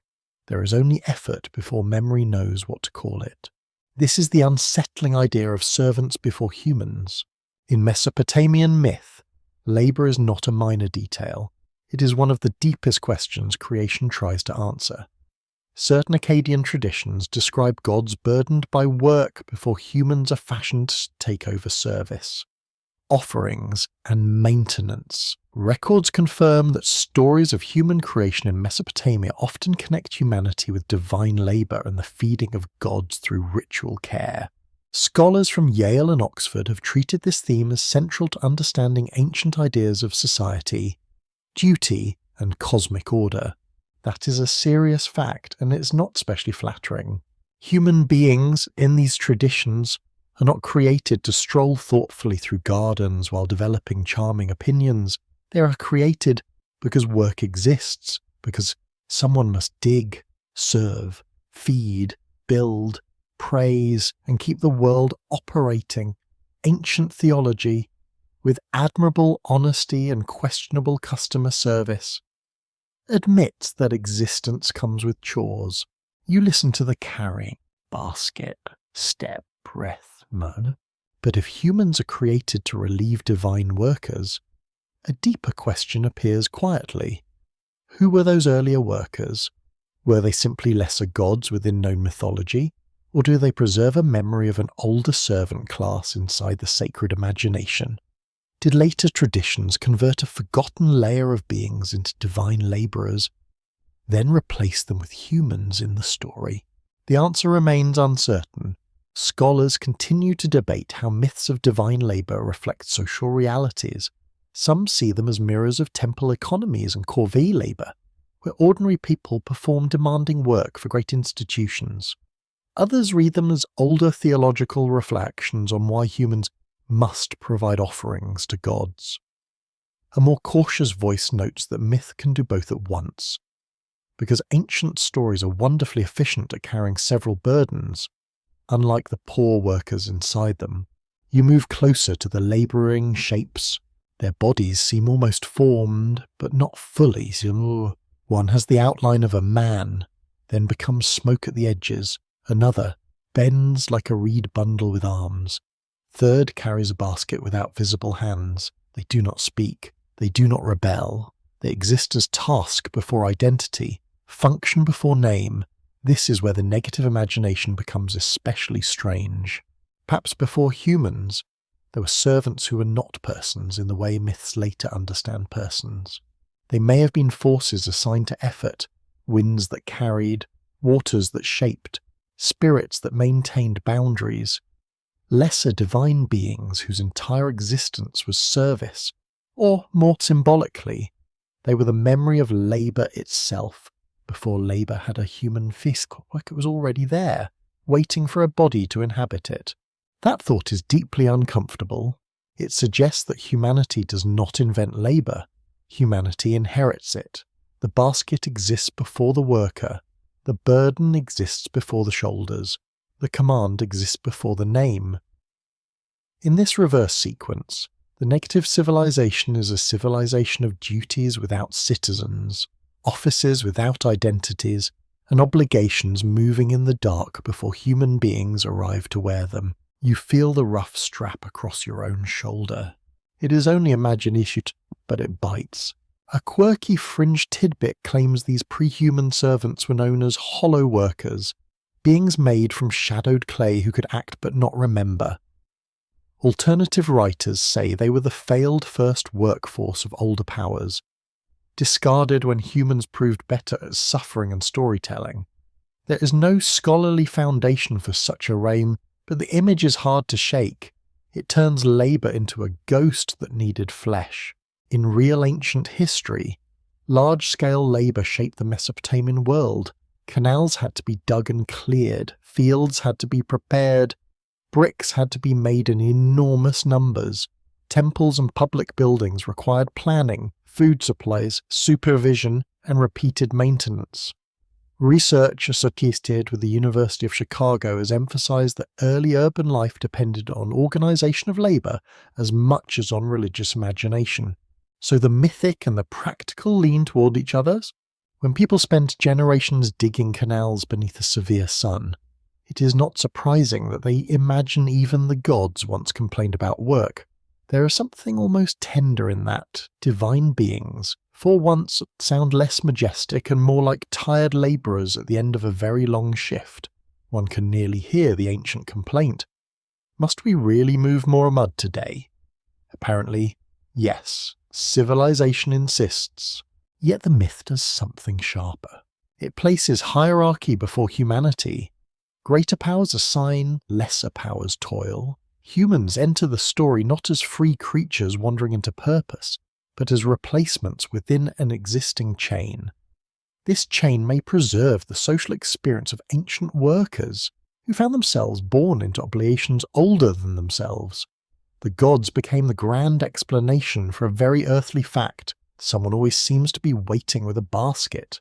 You watch the faceless labourers again. Their movements are repetitive, almost ceremonial, at least. Each basket lifted becomes an offering to order. Each trench cut becomes a line between wild water and controlled field. The work is not meaningless. It creates the possibility of settled life. But meaning does not remove exhaustion. A sacred burden is still a burden. A divine schedule is still a schedule. The negative realm, in this view, is not merely chaos or darkness. It is the system of necessity that existed before human stories softened it. Hunger requires grain. Grain requires fields. Fields require water. Water requires channels. Channels require labour. Labour requires bodies. Bodies require food. The circle closes very quietly, and everyone inside it calls the circle the world. Perhaps that is why creation myths place humans at such a complicated point. You are made from earth, but assigned to heaven's needs. You belong to the ground, but your work feeds the gods. You are mortal, yet your daily tasks help preserve cosmic order. This is both dignifying and slightly suspicious. It makes human life meaningful, while also explaining why escape feels nearly impossible. A soft grey light spreads across the labour plain. The shapes begin to continue. They do not die. They're absorbed into the story that will later give humans their role. Their baskets pass into human hands. Their silence becomes human obedience. Their exhaustion becomes the ordinary rhythm of fields, temples, workshops, and households. The servants before humans vanish because humanity becomes the new visible surface of their old task. This is not a clean revelation. It is a slow recognition. Maybe the world before the Anunnaki, or beneath their later order, contained not only elder powers and unformed depths, but also a hidden economy of service, a realm where work existed before workers, where commands waited before mouths could answer, where creation prepared its burdens before creating those who would carry them. You hear the basket fall one last time. The sound is dull, then the dawn brightens, and the faceless workers are gone, leaving only mud, channels, and this uneasy sense that human purpose may have begun as someone else's unfinished labour. The light settles over a field of pale dust, and the dust seems almost aware of you. It gathers in the folds of your clothing. It clings to your skin. It rises when your foot touches the ground, then drifts down again with the patience of something that knows it will outlast every breath. In this place, creation is not golden, it is grey, gritty, and close to the body. You can taste earth on your tongue. A low table stands before you, made of rough wood and darkened by oil stains. Upon it rests a lump of clay, damp enough to receive a shape, firm enough to resist the hand. Beside it lies a small bowl of water. No crown, no thunder, no bright doorway in the heavens, just clay, water, breath, and purpose. The materials are humble, which makes them more disturbing. Humanity begins in mud. Many Mesopotamian creation traditions imagine humans formed from clay, sometimes mixed with divine substance, and assigned to labour in service of the gods. Scholars at Oxford and Yale have noted how these myths connect human origins with ritual obligation, mortality, and the daily work of sustaining divine households. Human being is not introduced as a puzzle piece of nature alone. The human being is introduced as a worker within a sacred economy. That is the mainstream fact, and it has weight. You look at the clay and understand why it mattered. Clay is everywhere in southern Mesopotamia. It forms bricks, tablets, bowls, seals, figurines, and canal banks. It is the substance of construction and record keeping, of household life and temple administration. To say that humans are made of clay is not only poetic, it places the body inside the same material world that builds civilization. The body is a brick that walks, a rather dramatic brick, admittedly. Yet this clay does more than explain what humans are made from. It explains what humans are for. In certain myths, the gods create people so divine labour can be relieved and offerings maintained. Humans become the answer to divine exhaustion. They bring food, pour libations, build temples, tend fields, and keep the sacred system fed. Their mortality is not a flaw in the story, it is part of the design. You feel the sting in that thought. To be created from dust is to belong to the ground. To be given breath is to rise briefly above it. To be assigned labour is to spend that brief rising in service. The myth does not flatter you in the modern sense. It does not say you are the centre of the universe because you're charming and have opinions about furniture. It says you are necessary because work must continue. The ancient world can be refreshingly blunt. Here, the negative civilization changes shape once again. It becomes the missing predecessor to human labour, the older order for which humanity may have been a replacement. If humans were made to take burdens from divine beings, then the hidden question becomes sharper. Were humans created to complete creation, or to repair an earlier failure in the system? Were they servants by design, or substitutes after something else withdrew? A fringe tidbit claims that the first humans were not meant to worship the Anunnaki at all, but were fashioned to stabilize an older negative order that later gods inherited. In that story, Humanity was a patch, not a masterpiece. There is no accepted evidence for this claim, and it leans far into speculative territory. Still, as a symbolic reading, it turns creation into a quiet act of crisis management, not glorious, just necessary. You imagine the hands shaping the clay.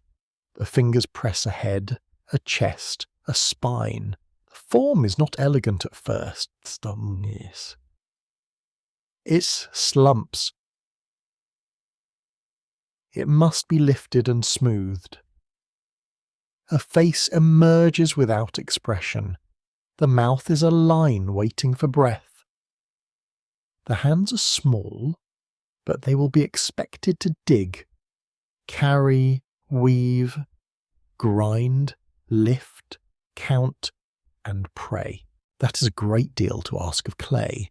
Scholarly debate remains active around how Mesopotamian creation myths reflect social realities. Some historians see the myths as divine explanations for temple service and agricultural labour. Others emphasize theological themes, especially the dependence between gods and humans. Research from institutions such as the University of Chicago has shown that temple economies were powerful social systems, which makes the mythic connection between creation and service especially meaningful. The debate does not need a single winner. It is possible that the myths do several things at once. They justify labour, they dignify labour, they explain suffering, they bind humans to gods through food and ritual. They also remind the listener that human life is fragile, formed from materials that crack when neglected and dissolve when returned to water. Clay remembers the hand, but it does not resist forever. You hear water poured into the bowl. The sound is soft and intimate. There is another unsettling layer here. Dust is the material of both beginning and ending. The same substance that forms the body also waits to receive it back. In a landscape where mud brick walls constantly need repair, this truth would be visible every day. Houses erode, tablets break, bodies age, fields dry. The world is always becoming dust and being made again from dust. Creation is maintenance.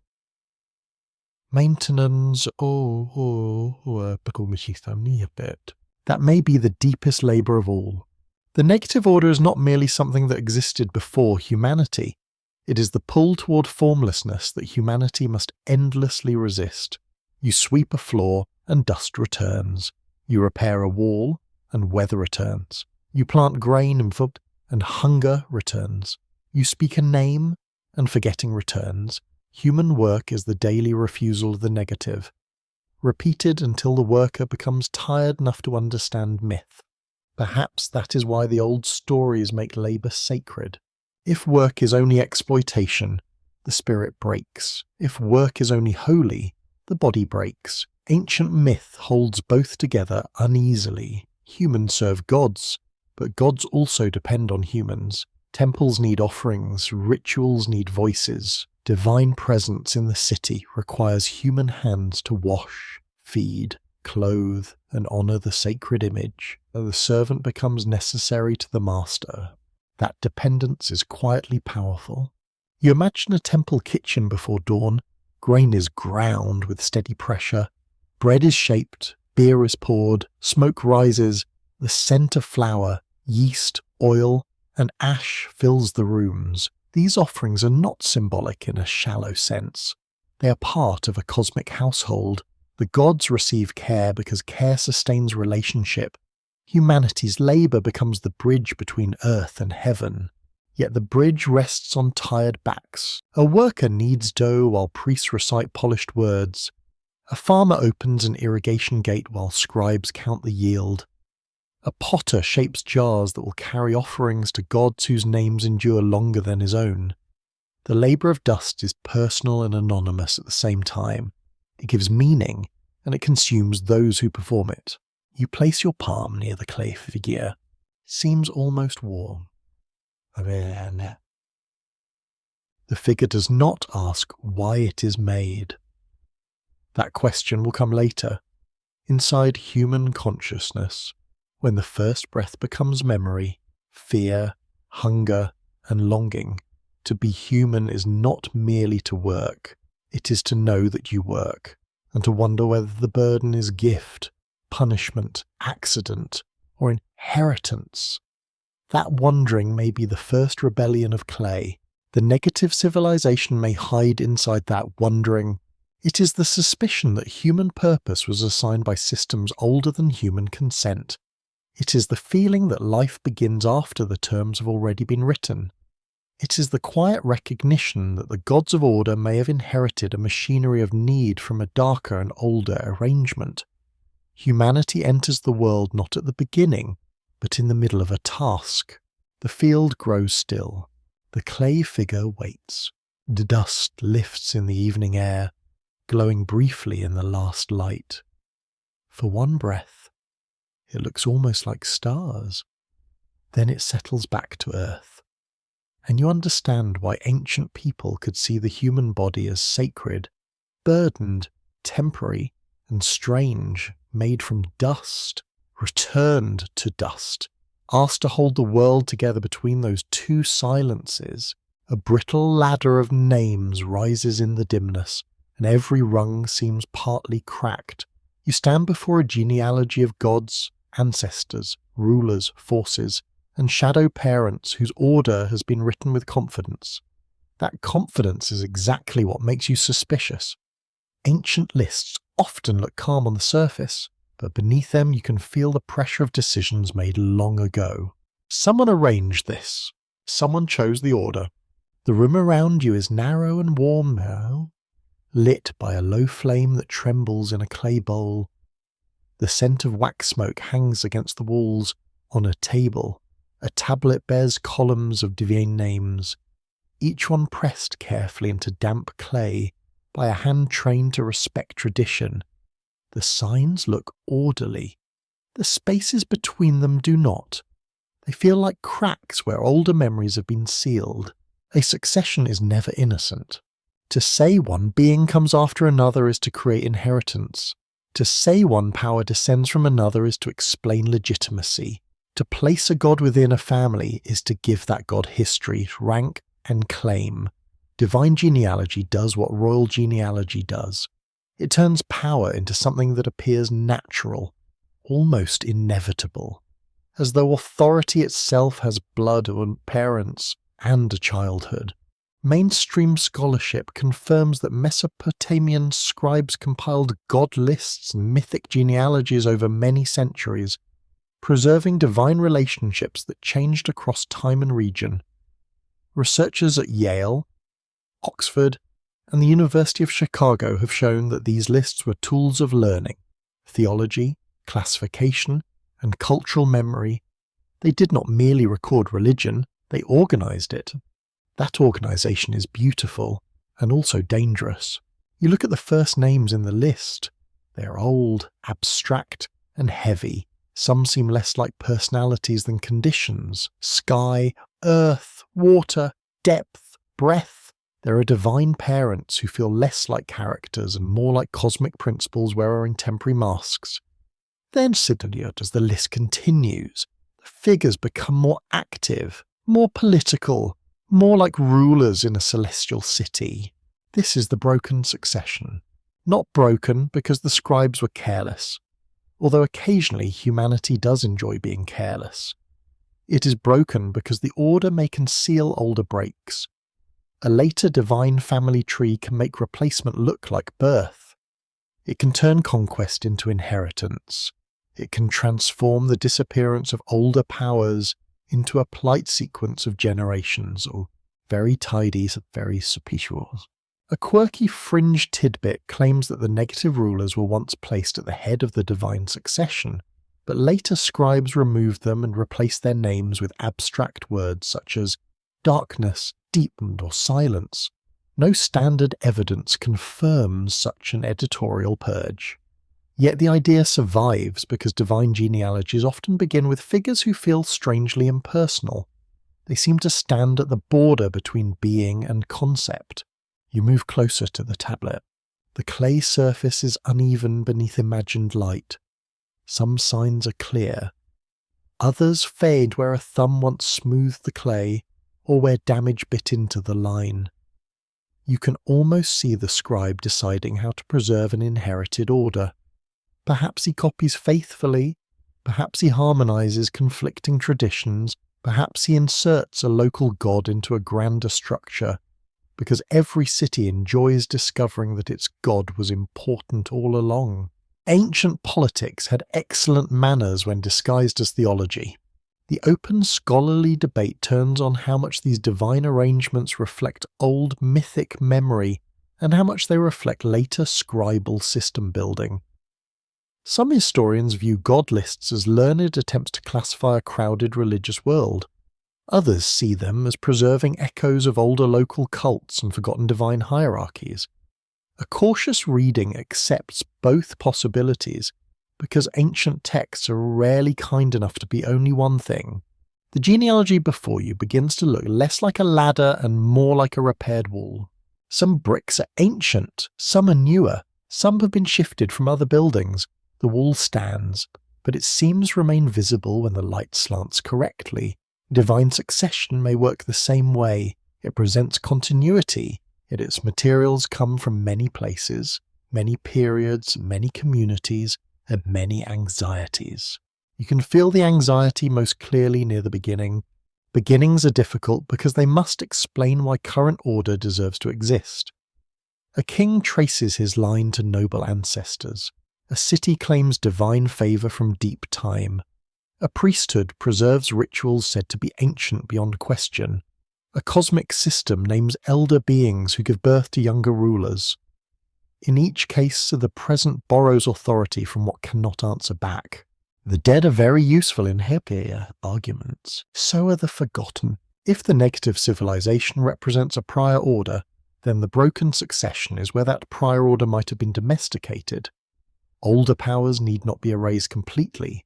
They can be converted into ancestors, defeated figures, vague primeval substances, or lower ranks in a divine hierarchy. Once absorbed, they stop threatening the present.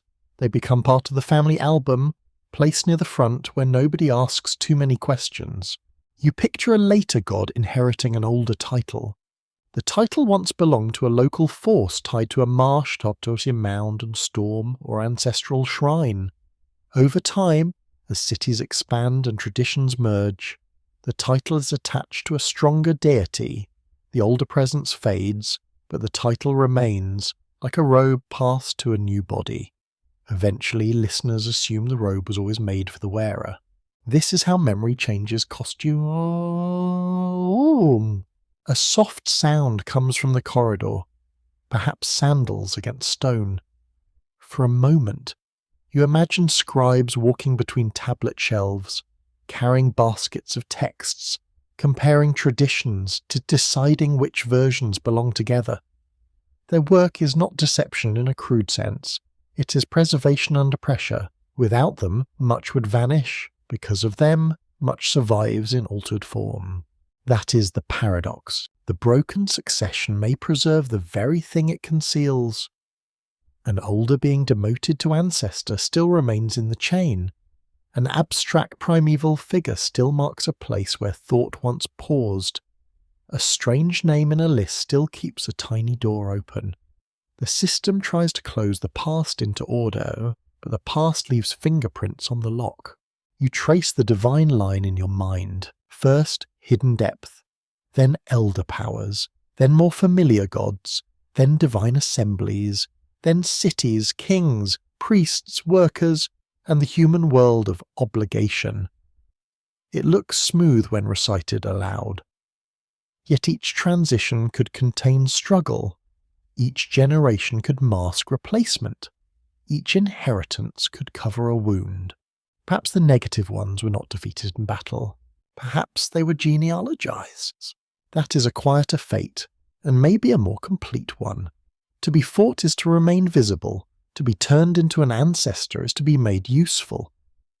The terrifying prior force becomes grandfather, grandmother, old water, old sky, old darkness. It sits politely at the beginning of the story, stripped of immediate power, honoured enough to prevent insult. remote enough to prevent danger. Ancient religion understood this kind of compromise. It knew that not every old power should be destroyed. Some must be fed, some must be named, some must be placed far back in the order, where they can support the present without disturbing dinner. The cosmos becomes a household with difficult elders hidden in respectable rooms. You breathe in the warm smoke. The tablet remains still.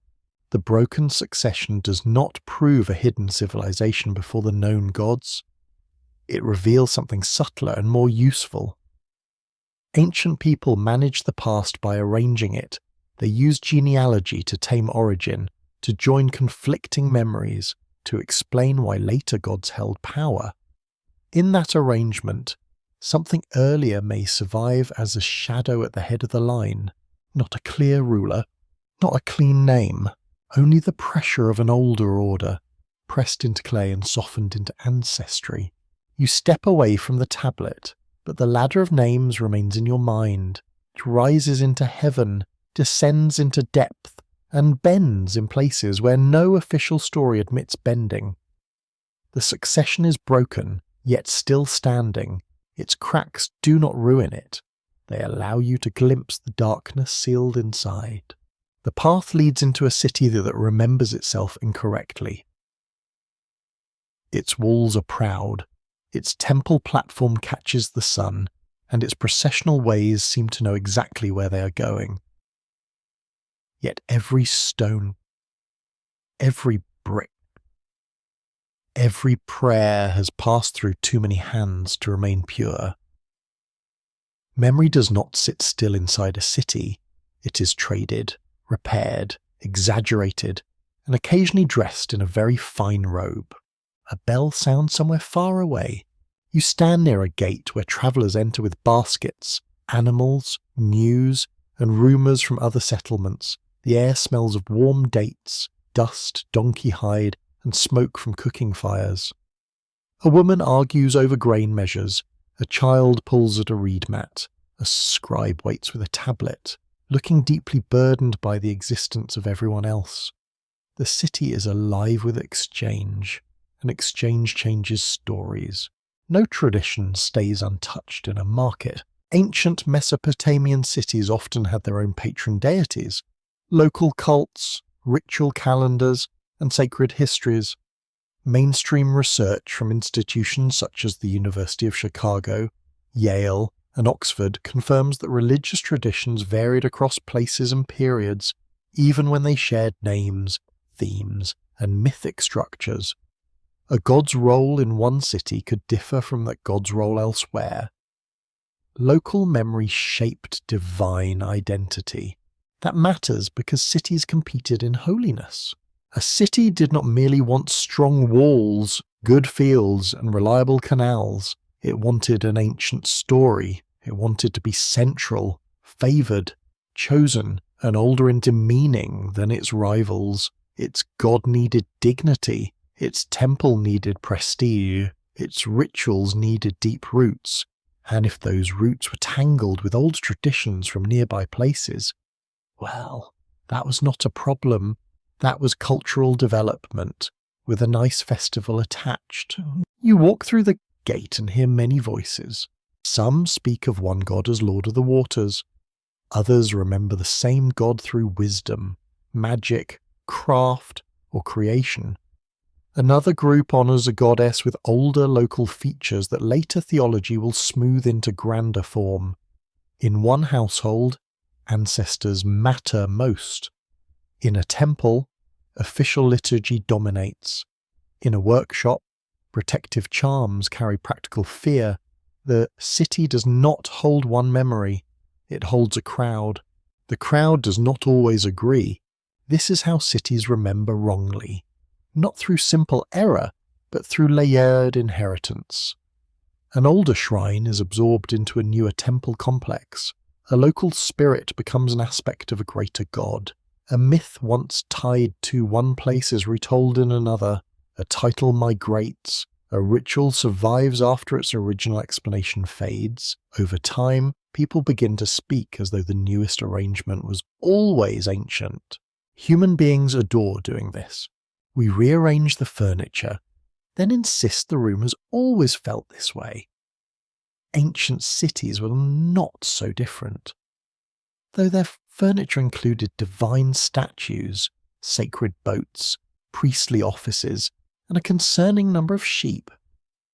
Memory becomes official when enough people repeat it with confidence. Confidence, as history politely reminds you, is not the same as accuracy. A quirky fringe tidbit claims that the negative civilization was remembered differently by each Mesopotamian city. In one place, it became a myth of buried judges. In another, it became a tale of primeval water. Elsewhere, it became a taboo about nameless builders under the Temple Mound. No mainstream scholar accepts this as a coherent lost tradition, yet the claim reflects a real issue. Different cities preserve different fragments of sacred imagination. You turn into a narrow street where shade pools against mud brick walls. The plaster is cracked. A wooden latch feels rough and dry beneath your fingers. Behind one doorway, a family shrine might hold small objects touched by generations.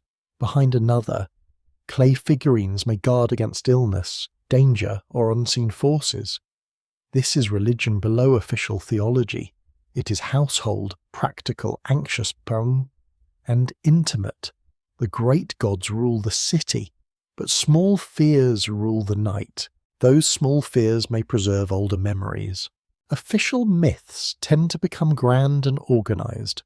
Household practices can remain stubborn, local, and strange. A mother may use a protective charm without caring how scribes classify the being invoked. A fisherman may honor a place spirit because his grandfather did.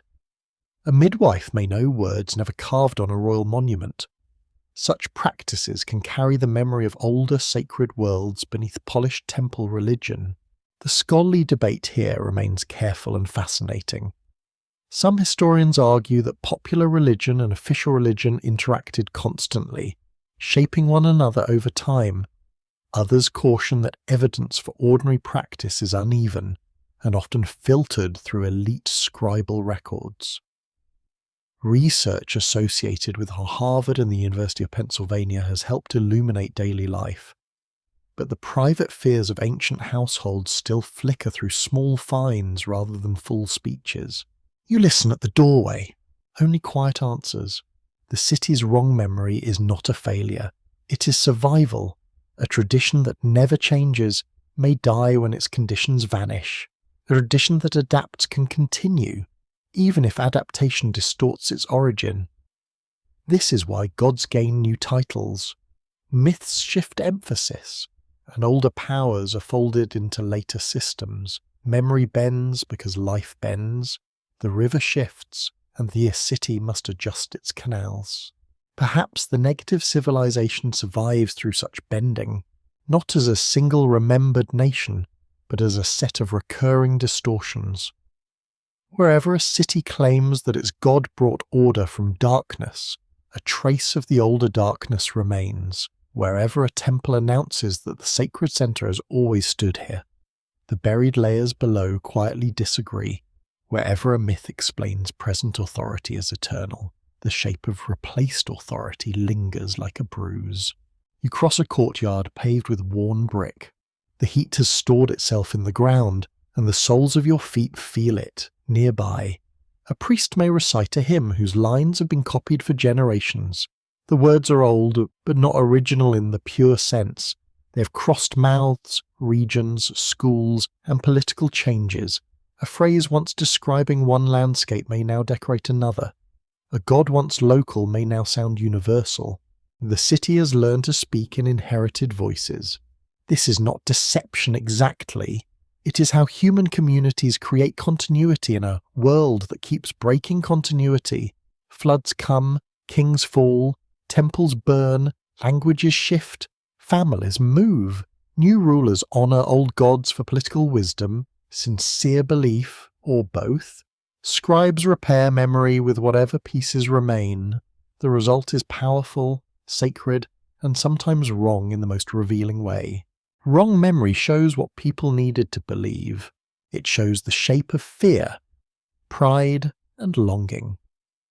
A city that insists it was founded by divine wisdom may be protecting itself from the knowledge that its origins were messy and human. A city that claims cosmic centrality may be answering the anxiety of being one settlement among many. A city that absorbs older gods into its own pantheon may be taming the discomfort of sacred competition. In that taming, older powers lose their wildness. The negative becomes manageable. It is renamed as chaos defeated, depth contained, old ancestor honoured, demon expelled, or underworld function assigned. Every city translates the hidden prior world into terms it can live with. The translation is never complete. Something always remains untranslatable, and that leftover becomes the strange tone in the story. You feel that tone at sunset. The market quiets, smoke rises from rooftops, animals settle, voices soften, the temple platform glows in fading light, while the lower streets gather shadow. The city seems certain of itself from a distance. Up close, it is full of borrowed memories, patched rituals, inherited fears, and old names wearing new meanings. It remembers wrongly because it has survived. Perhaps that is the gentlest way to say it. The hidden timeline is not buried only in Earth. It is buried in how cities tell their own stories. Each city edits the past to make the present bearable. Each city receives older sacred material and teaches it to serve new authority. Each city forgets something, preserves something, and misremembers something so deeply that the error becomes sacred truth. You leave the gate behind as night gathers. The city continues speaking in many voices. None of them entirely false, none of them entirely whole. Somewhere inside those voices, the negative civilization is not announced. It is refracted. It appears as disagreement, local variation, altered divine roles, household fear, and the stubborn silence beneath official memory. The city remembers wrongly. That is why it remembers at all. The ground lowers toward Eridu, and the air seems to grow older with every step.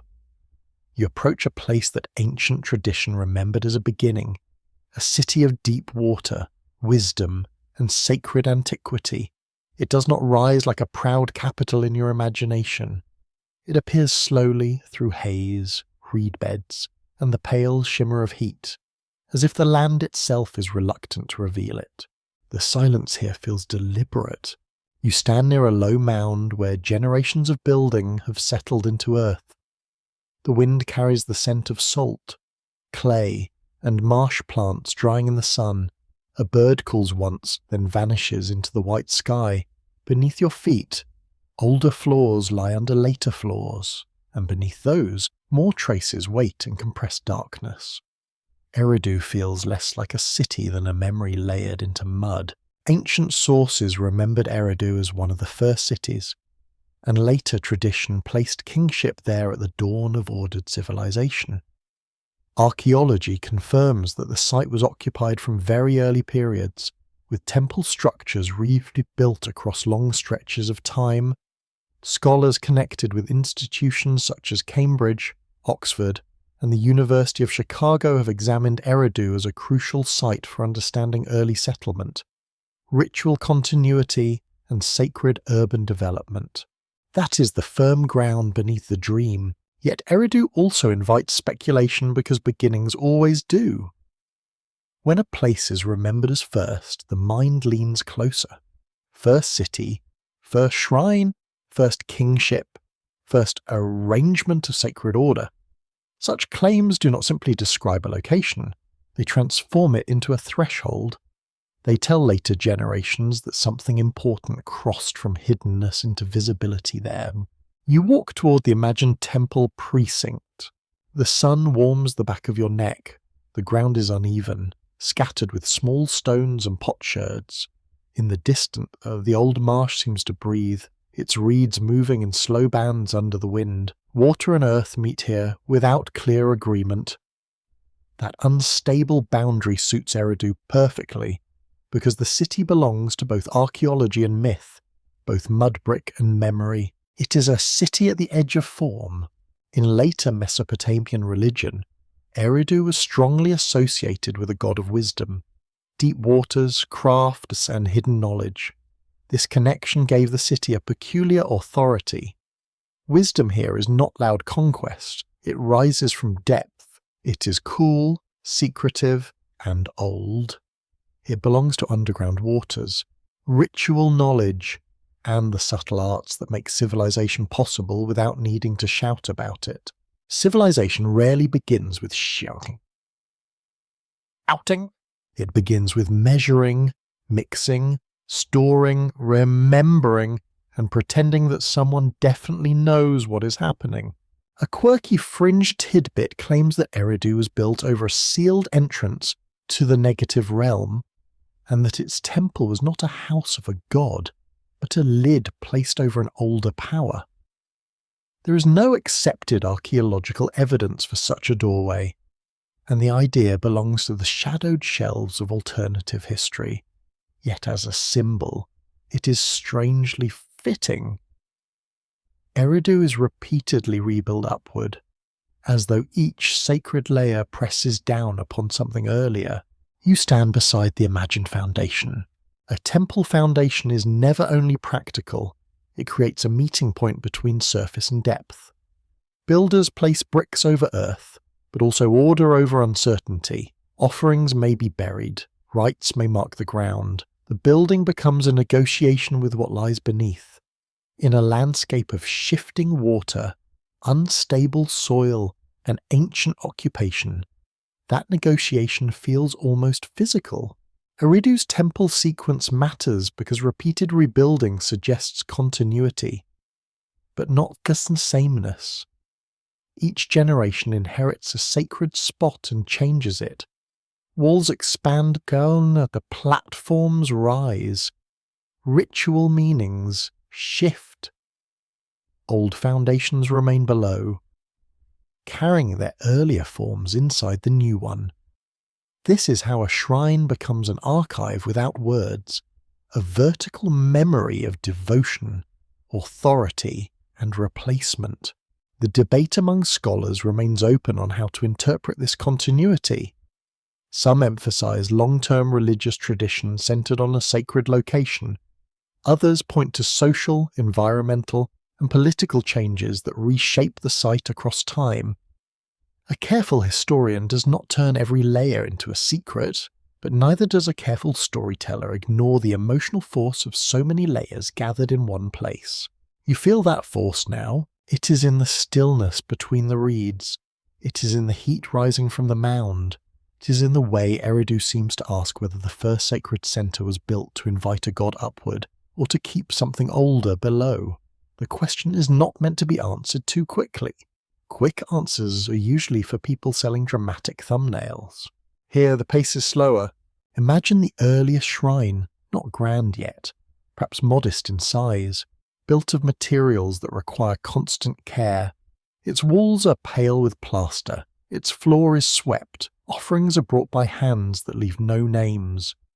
The structure may face a landscape where water glints beyond reeds and mudflats stretch into glare. Inside, the air smells of dried grass, smoke, and damp clay. A person enters quietly. They may not think of themselves as founding history. They are tending a place. They are maintaining a relationship with unseen power.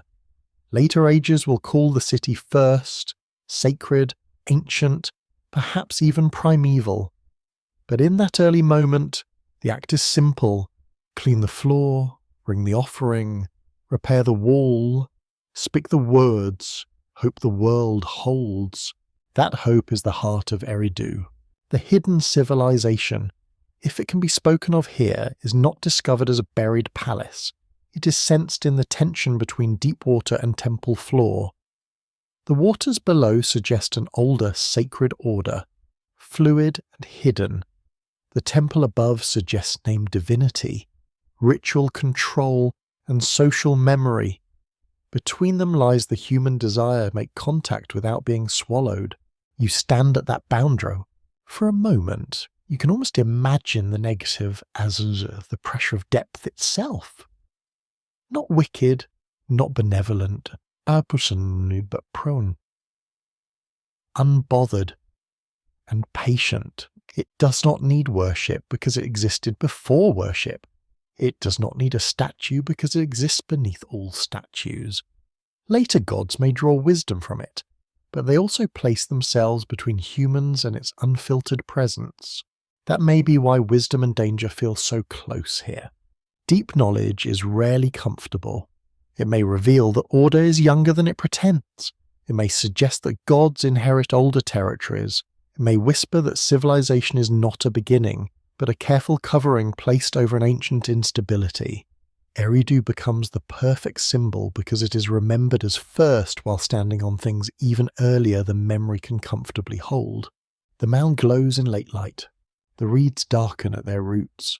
You hear water moving somewhere beyond sight, slow and secretive. It might be a canal, a marsh channel, or only the mind-arranging sound around expectation. In a place like this, archaeology and myth do not merge into one truth. They stand beside one another, each revealing what the other cannot. Archaeology shows rebuilt shrines, settlement, material continuity. Myth shows what later people believed such a place meant. Together, they make Eridu feel like a door. Not a doorway with hinges and carved monsters. A softer door, a threshold made of layered floors, sacred memory, and deep water beneath the surface. To cross it is to ask whether the named god stood on foundations laid by older forms of sacred fear. To stand before it is to feel that the beginning of civilization may already be a second beginning. You do not force the answer. You let the reeds move. The shadow beneath Eridu remains calm, and that calm is what unsettles you. Nothing erupts. Nothing declares itself. The city's oldest memory simply lies under the later sacred order, dark and compressed. Like water under clay, it does not need to speak loudly. It has been waiting since the first hands laid bricks above it, and perhaps it waits still.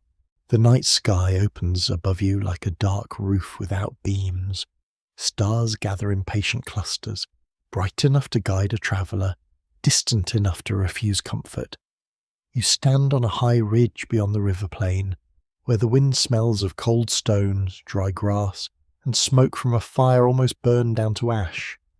Below, the settlements are small points of darkness and flame. The sky feels occupied. Not crowded, not noisy, simply watched. This is where the old idea of watchers begins to turn in reverse. In many later traditions across the ancient Near East, beings from above are imagined as observing the human world, crossing boundaries, teaching forbidden knowledge, judging human behaviour, or falling from their proper place. Such themes appear strongly in later Jewish apocalyptic writings, though they belong to a much different cultural world from early Mesopotamia. Scholars at Yale, Princeton, and Oxford have studied these watcher traditions as part of broader ancient debates about divine beings, knowledge, rebellion, and the fragile border between heaven and earth. That is the careful fact. Now the thought bends softly. What if the older pattern was not arrival, but withdrawal? Not beings coming down into human history, but powers retreating from it. Not watchers who step across the boundary, but watchers who step backward, leaving humanity beneath a sky that feels abandoned. This is the reverse image, and it suits the negative idea more closely. The hidden powers are not defined by invasion. They are defined by distance. You listen to the wind. It moves through your hair like a quiet hand. The ordinary watcher story makes the heavens active and dangerous. The reverse watcher story makes absence active and dangerous. There is a difference. A descending being changes the world by entering it. A withdrawing being changes the world by refusing to remain. In the first case, forbidden knowledge arrives.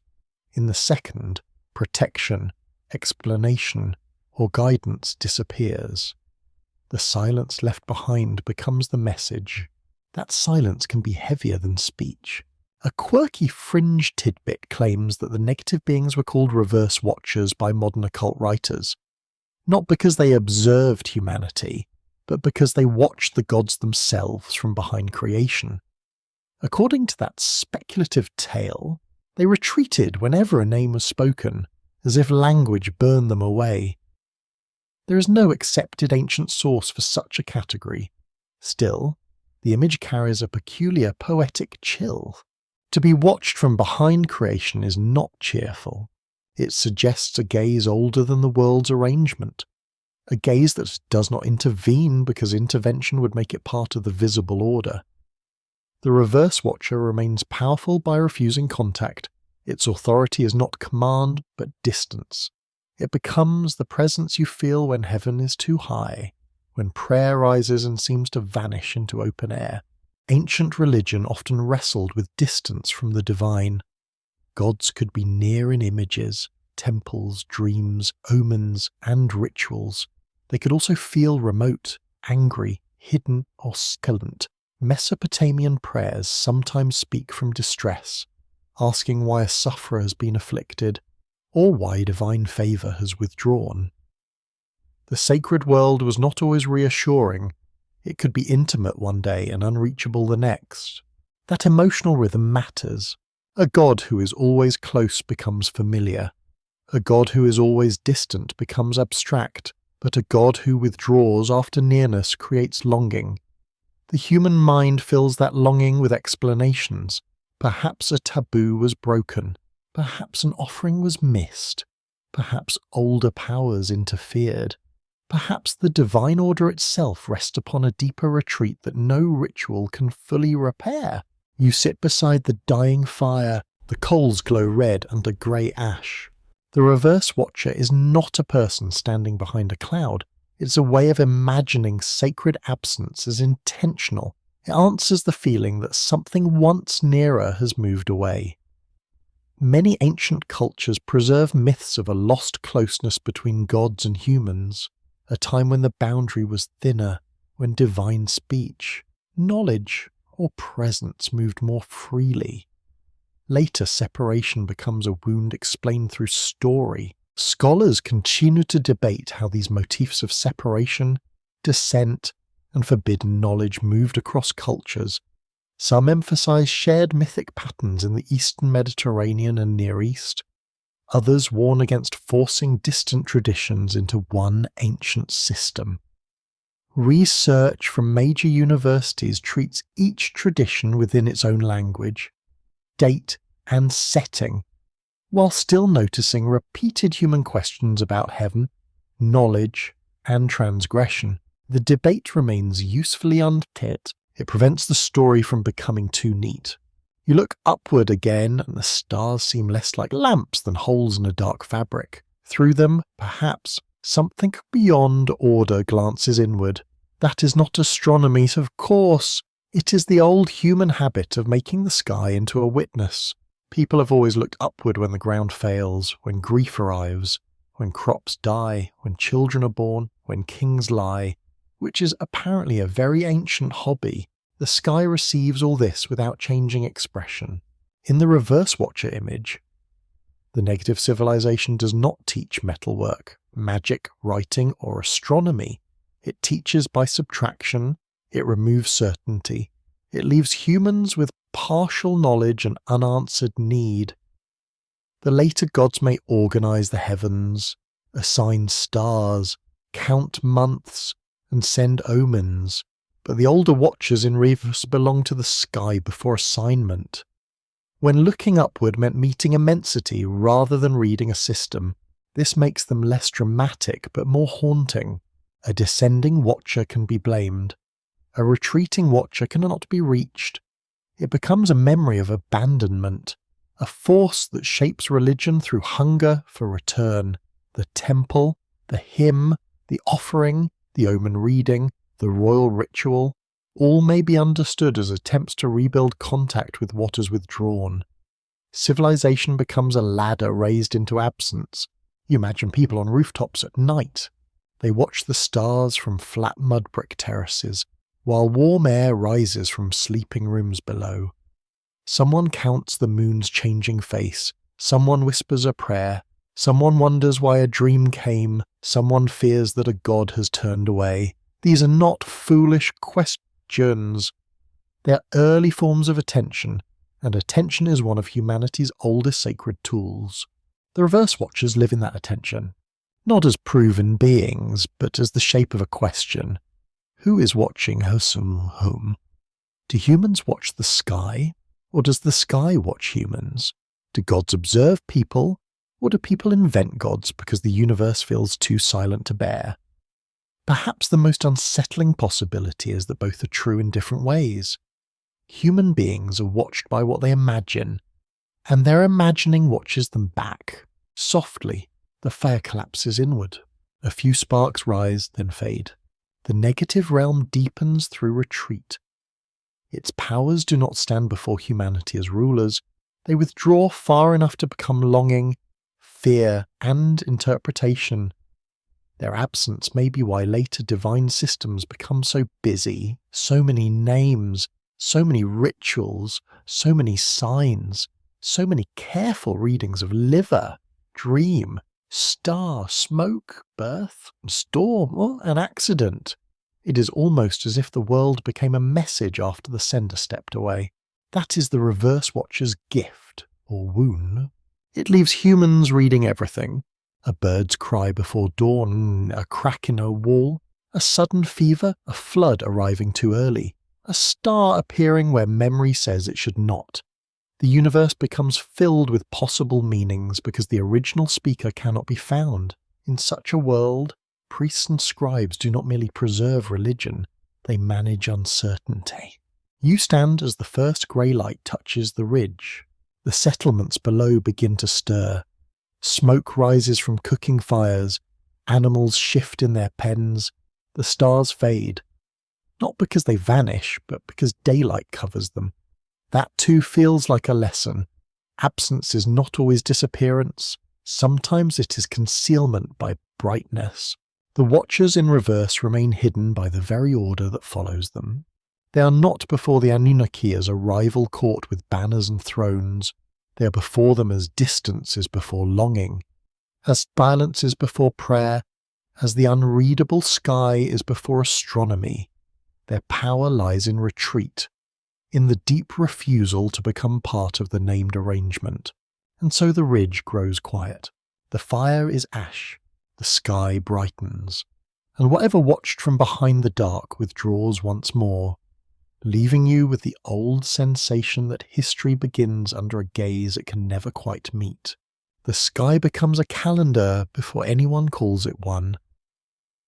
You stand on a flat roof at the edge of the river plain, where the evening air carries the scent of baked clay, sheep dung smoke and cooling reeds. The horizon glows with the last amber of the sun. Above it, the first stars appear, faint as pinholes in dark cloth. Time gathers without speaking. A clay bowl sits beside you, filled with water to catch the moon's reflection. Nearby, a line has been scratched into plaster, perhaps by someone marking shadows at sunset. It is a small act, almost nothing, yet such small acts slowly teach the mind that the heavens repeat. The moon returns, certain stars rise in season, floods come with warning signs, heat has rhythm, hunger has rhythm too. The calendar is born from watching. Ancient Mesopotamia developed sophisticated systems for observing the moon, tracking months, organizing festivals, and coordinating agricultural and ritual life. Scholars at Brown, Yale, and the University of Chicago have studied how celestial observation, temple administration, and royal authority became deeply connected. Time was not only measured for curiosity, it was measured because fields, offerings, labour, and legitimacy depended on knowing when things should happen. That fact is steady as a marked shadow. But a calendar also reveals absence. It marks not only what arrives, But what fails to arrive? The flood is late, the moon is hidden, the expected star is veiled by dust, the rains do not come, the festival approaches, but the harvest is thin. In such moments, time becomes an accusation. The world has missed its appointment, and someone must explain why. You feel that anxiety on the roof. The plaster beneath your palm is rough and warm. Below, a courtyard quiets as the animals settle. A door latch clicks. Somewhere, an old woman coughs and then murmurs words that may be prayer or complaint. The sky does not answer.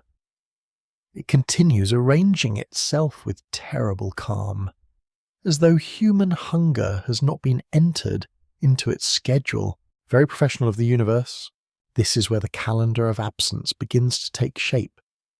It is not a real tablet series with that title. It is a way of understanding how ancient people may have measured the missing as carefully as the present. A good year teaches gratitude. A failed year teaches theology. Too much water, too little water. An eclipse, a strange birth, a crop disease, a wandering comet, each becomes a tear in expected order. The negative civilization can be imagined inside those tears, not as a city beneath the soil, but as the hidden counter-calendar of things withheld. Its months are delays, its festivals are droughts, its omens are empty granaries, cloudless skies, and nights when the moon vanishes behind dust. It does not create by giving form. It shapes life through interruption.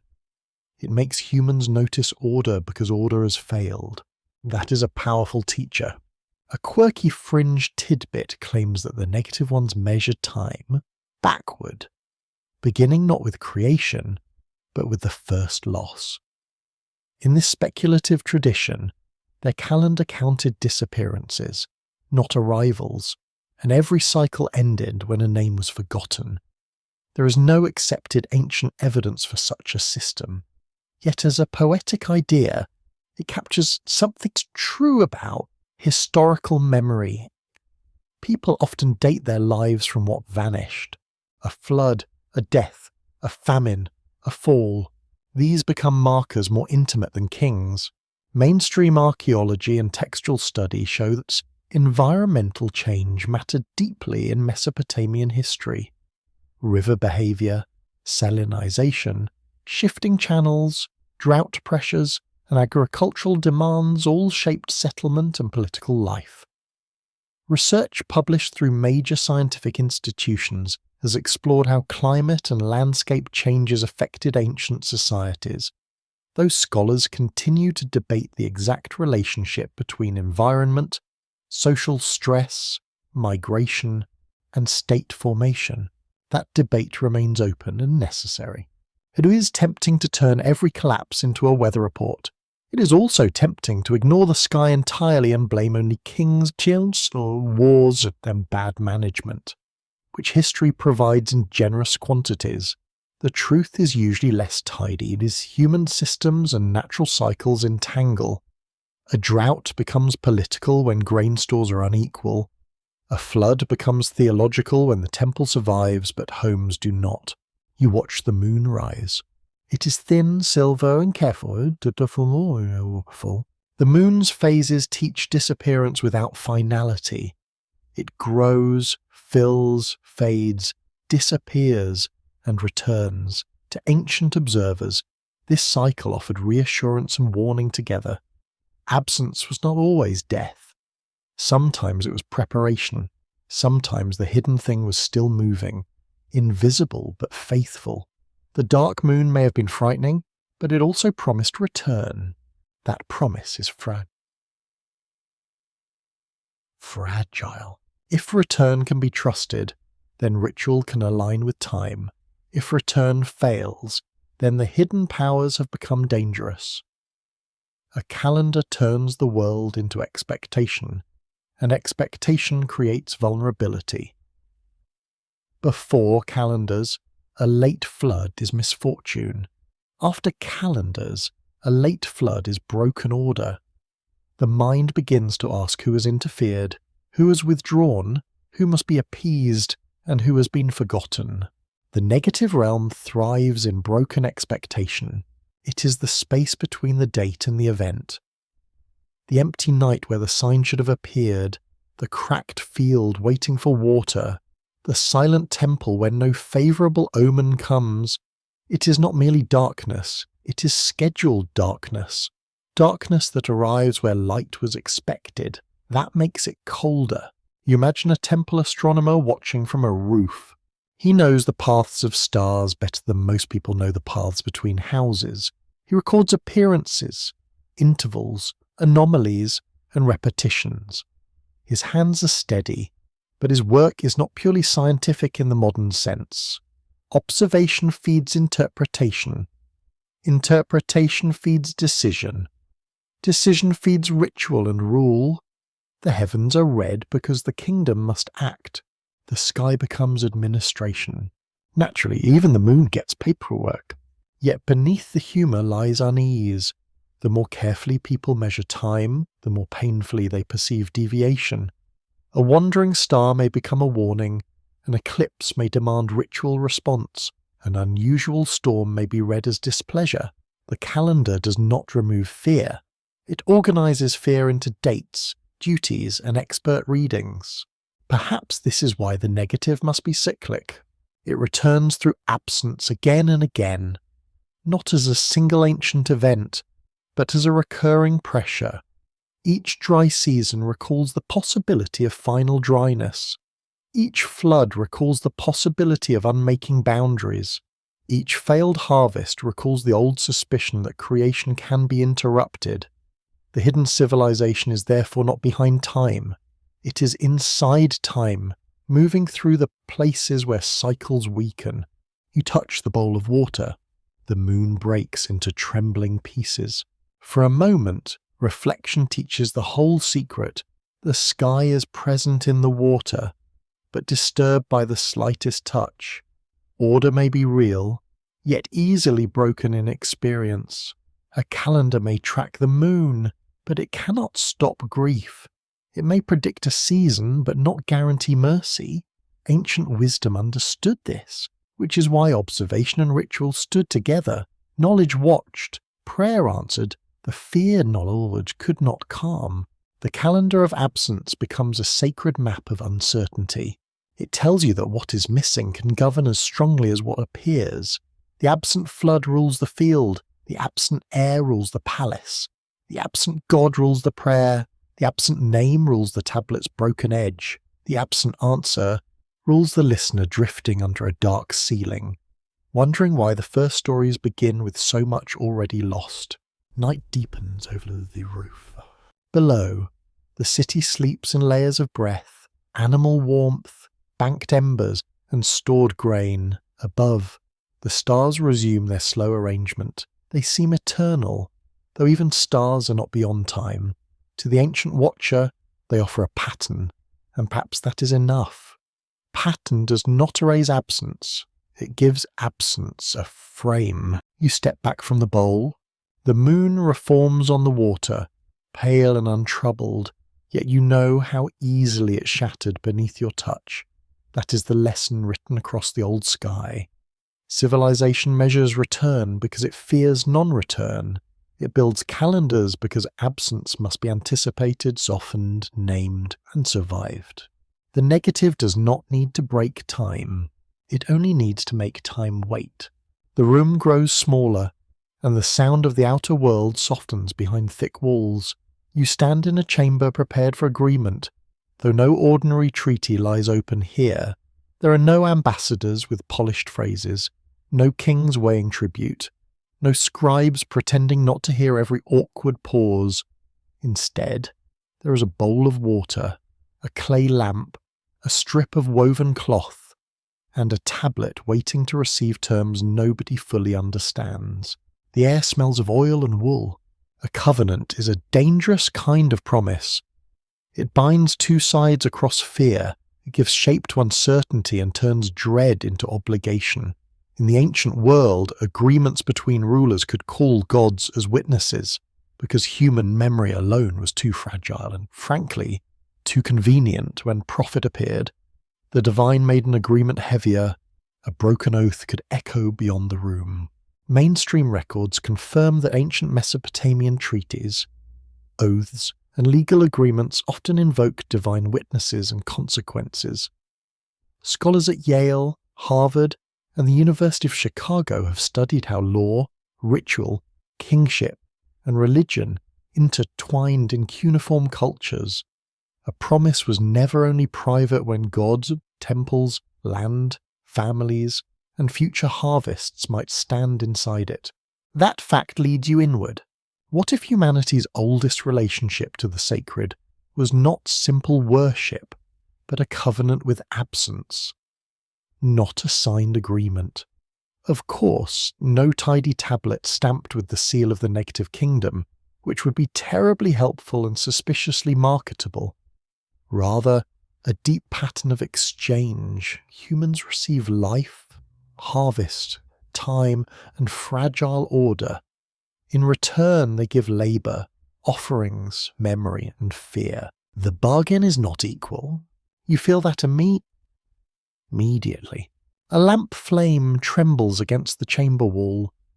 Its small light exposes the woven cloth, the water bowl, the blank tablet. These objects are humble, but they suggest a system.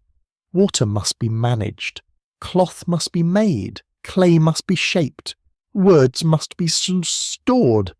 None of these things happen without work. None remain secure without repetition. The covenant is not a ceremony completed once, it is daily maintenance. Humanity promises to remember. The world promises nothing clearly. This is the negative covenant, not a formal doctrine, but a way of seeing human existence in the old mythic landscape. The named gods receive offerings and prayers, but beneath them lies a more ancient bargain with what can vanish. If people neglect the field, hunger returns. If they neglect the canal, water rebels. If they neglect the dead, memory frays. If they neglect the gods, order itself may seem offended. Obligation becomes the price of being. A quirky fringe tidbit claims that the first humans were forced to swear an oath never to name the powers that came before the divine order. According to speculative writers, this oath survives as a gap in mythic beginnings, where the story starts after the forbidden agreement has already been sealed. There's no accepted evidence for such an oath. Still, the image is memorable because many traditions do feel as though something has happened just out of sight. You look at the blank tablet, it is almost more powerful than a written one. A written agreement can be read, disputed, copied, or broken. A blank agreement suggests terms absorbed into the body. You work because work must be done. You fear because fear has been inherited. You offer because offering is what living communities do when they cannot control the forces that surround them. The covenant is not recited, it is enacted through survival.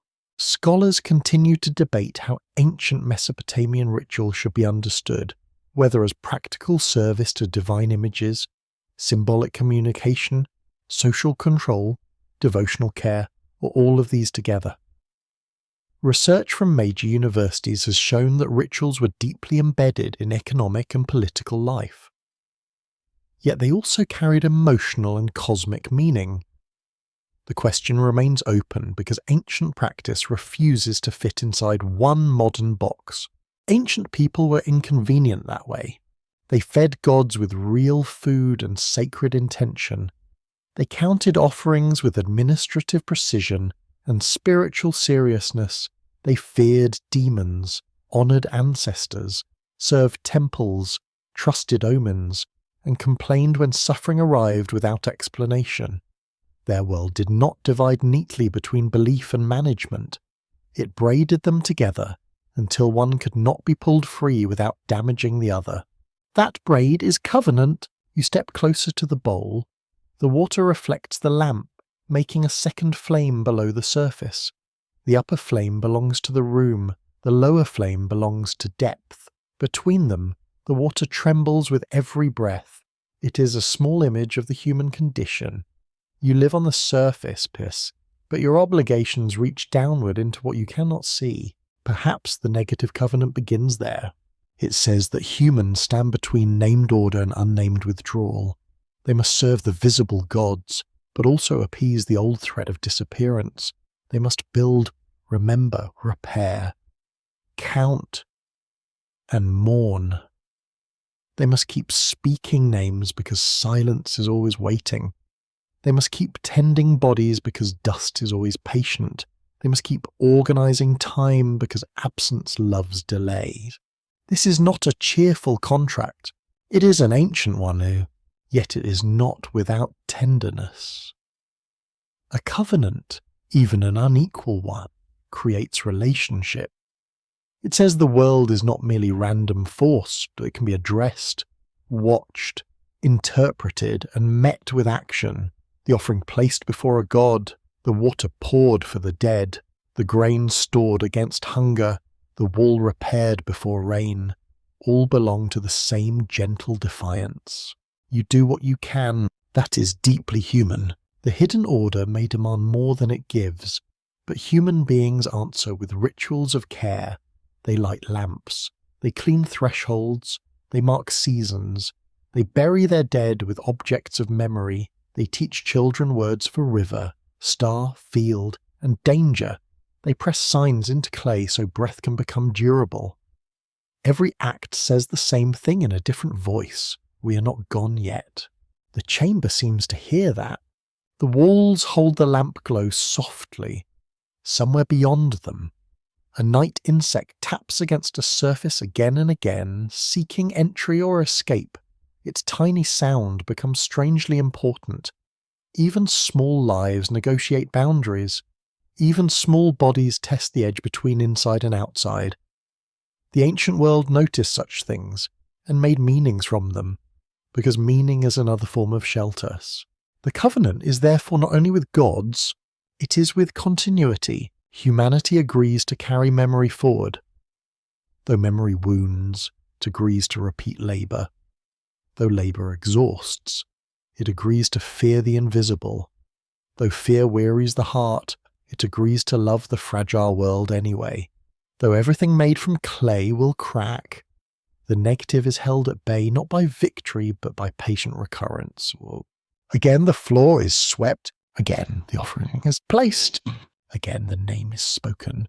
And maybe that is why the old stories do not let humans be merely victims. Clay servants though they may be, they become partners in sustaining reality. Their hands feed temples, guide canals, shape tablets, and hold children through fevered nights. The covenant burdens them, but it also makes them necessary. Without human repetition, the world's order becomes thinner. The lamp is nearly spent. The blank tablet waits without accusation. You understand the negative covenant as a soft and unsettling bond between life and loss. It does not explain everything. It does not rescue anyone from mortality. It does not promise that every offering will be answered. It only suggests that humanity's role is to stand in the fragile middle, between the gods who are named and the absence that cannot be named. That middle is where history breathes. The chamber darkens, and the second flame disappears from the water first. Then the upper flame leans low. For one quiet instant, you feel the old agreement around you, not written, not spoken, but carried in every human act that resists erasure. The corridor narrows until the walls almost seem to listen.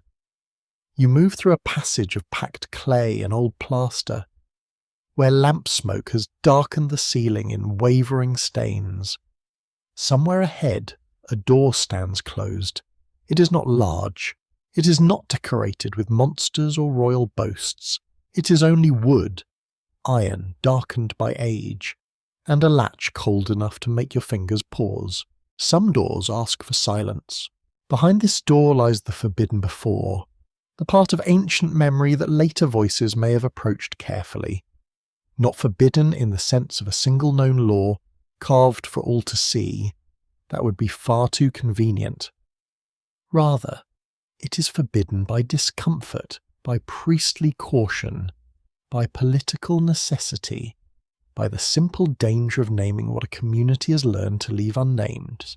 A smell of old waxes drifts near the threshold.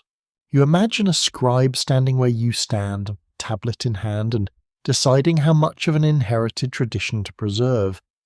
He knows the approved names, he knows the temple order, he knows which gods belong in public hymns, which powers require ritual care, and which old phrases must be copied exactly without too much personal curiosity. Curiosity is charming in children and deeply inconvenient in sacred administration. Ancient institutions often managed memory with great care. Mainstream research from Yale, Oxford, and the University of Chicago confirms that Mesopotamian scribes preserved older texts through copying, teaching, selection, and adaptation. This process allowed traditions to survive, but it also shaped what could be transmitted. Survival through scribal hands was never neutral. It was an act of learning, devotion, habit, and judgment. That judgment could protect, it could also conceal. You touch the latch, but do not lift it yet. The metal chills your palm. It carries the strange authority of withheld knowledge. Every culture has topics that are dangerous not because they are false, but because they disturb the system that explains the present.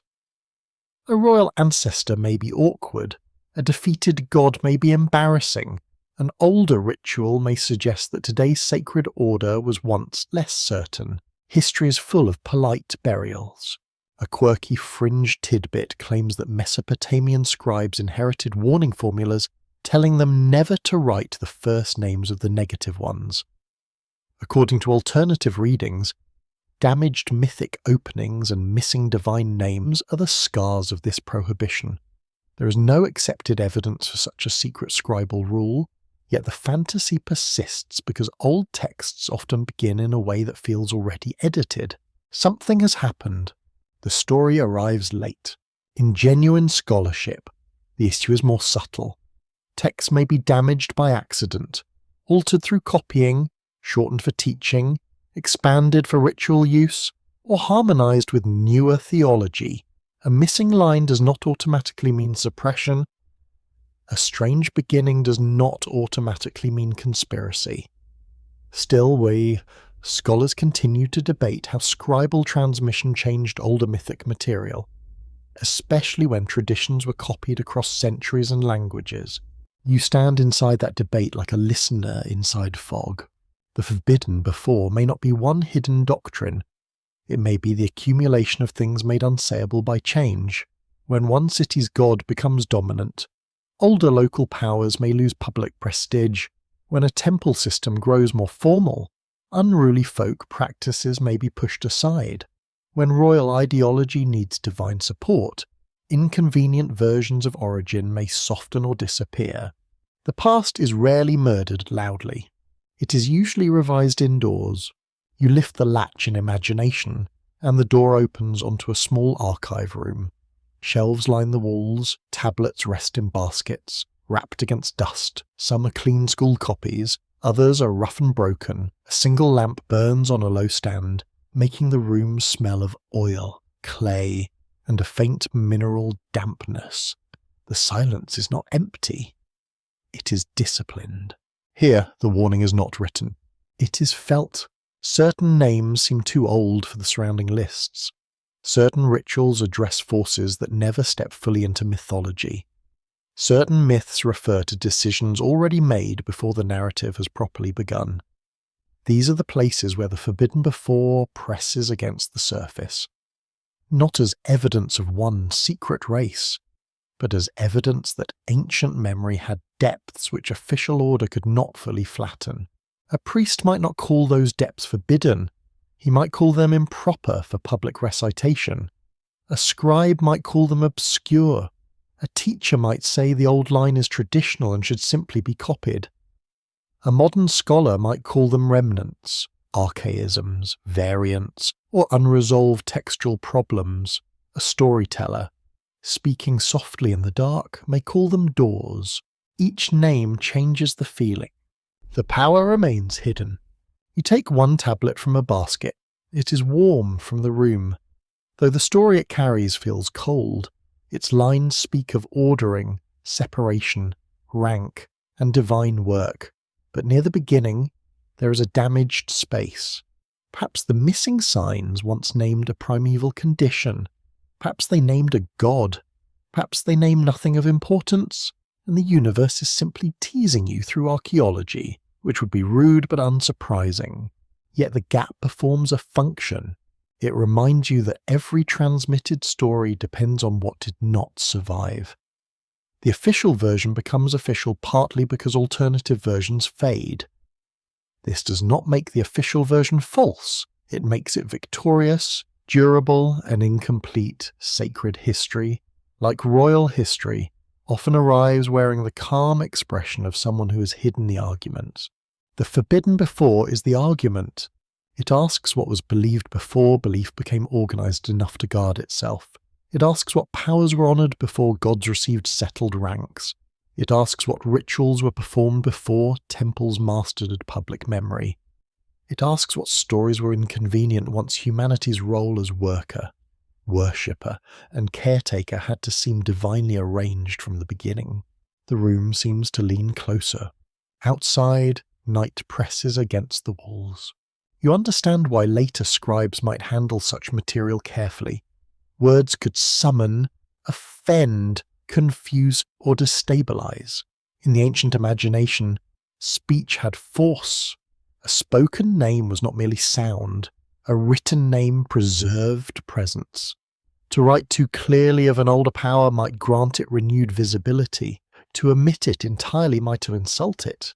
The safest path may have been transformation. Make it an ancestor. Make it a place. Make it a monster. Make it a metaphor. This is how the forbidden before survived without announcing itself. A dangerous power becomes old water at the beginning of creation. A rival divine line becomes a genealogy. A terrifying absence becomes ritual impurity.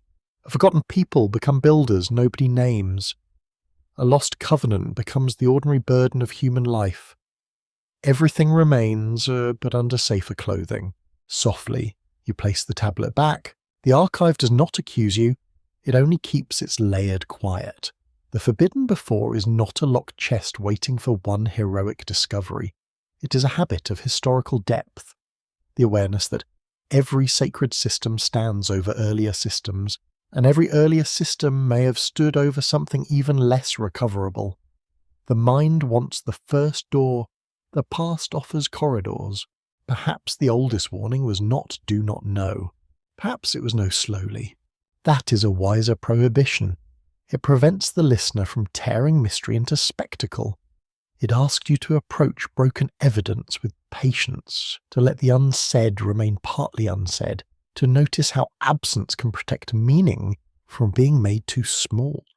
The negative civilization may live in this protected unsaying, neither fully invented nor fully recoverable. The door behind you remains open. No thunder comes.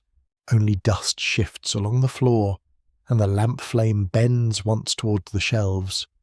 In that small movement, the forbidden before feels near, not as the secret finally exposed, but as a breath held inside the oldest stories. You leave it there, where it belongs for now, hidden enough to remain powerful, visible enough to trouble sleep. A low mist gathers over the plain, softening the edges of everything it touches. The reeds become grey strokes. The distant mound becomes a sleeping shape. Even the path beneath your feet loses certainty, as though the ground itself has grown tired of being definite. You've arrived among the last unnamed ones. The powers or people or memories that survive only at the far edge of saying. The air tastes of water and ash. There is no temple here, no archive room, no roof for watching stars, only open land under a dim sky, and they're feeling that something has stepped just beyond the reach of language. You can sense it in the way the mist closes behind you. The hidden civilization is not becoming clearer. It is fading in a way that feels almost intentional. Some mysteries protect themselves by thinning. The last unnamed ones are not a tribe waiting to be discovered. with dramatic horns and excellent lighting. They are the residue of what cannot be fixed into later order. They may be older local spirits flattened by state religion.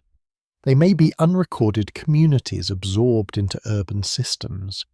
They may be primeval powers transformed into abstractions. They may be nothing more than the shape left by broken evidence and human longing. That uncertainty is part of their identity. Mainstream history confirms that Mesopotamian civilization developed through a long process involving many communities.